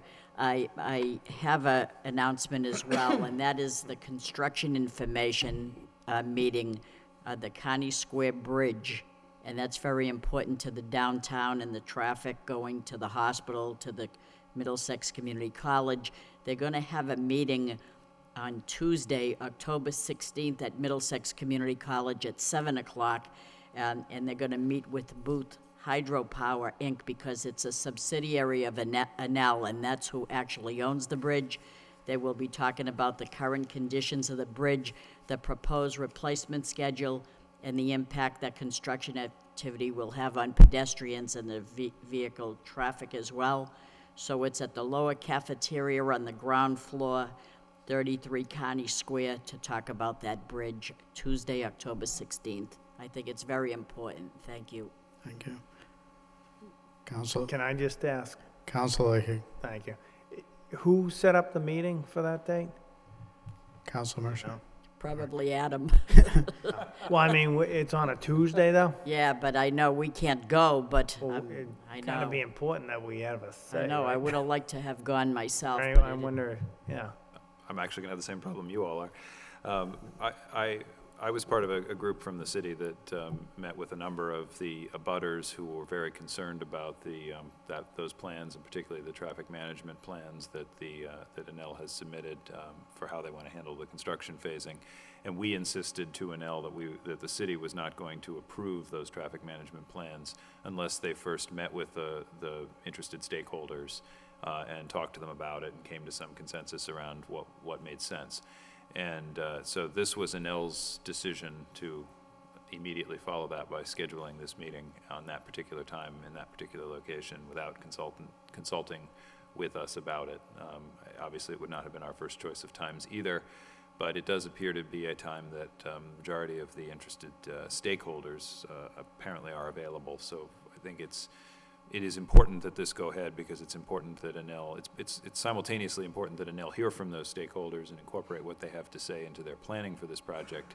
It is also important that this project happen, because that bridge is a very important transportation link in the city, and we don't want to slow that up. But I agree completely that this is less than ideal in terms of the timing they could have chosen for the meeting. I mean, the traffic for the high school right now gets backed up all the way up to Nesmith Street, so it's gonna be a nightmare when that starts happening. The traffic's gonna be stopped dead for... Thank you. Councilor Mercer? So I'm just asking, is there a way we could have a report of a synopsis of what took place there? Because we won't be able to be there. And I'm concerned about it as well, as I'm sure my colleagues are. Yeah, we will have transportation engineer Eric Eby City Engineer Lisa DeMayo, and I believe representatives from the police department will attend the meeting. Okay, and they that's will report fine. back Thank you. as to what transpires. Councilor Kennedy. So we're gonna have people there be at the meeting. I just wanna throw this out, that it seems to me that two-way traffic, it's essential that we be able to have two-way traffic there. I don't really know what their plans are, but it occurs to me that if they were to construct temporary sidewalks on either side of that bridge, then they might be able to use existing sidewalks for roadways, and you might be able to get 2 lanes out of it that way. And I think we should just strive for some sort of solution like that. And there might be a better one than that, but that's just one idea. And I think that's really, I think that's very important. Councilor Laurie.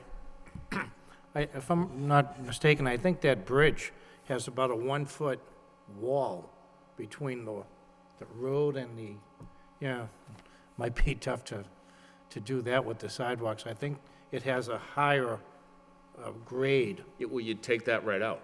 Well, that's, All right, we've concluded the agenda. Motion to adjourn by Mayor Murphy, second by Councilor Martin. All those in favor say aye. Any opposed say nay. Motion carries. We stand adjourned. Thank you.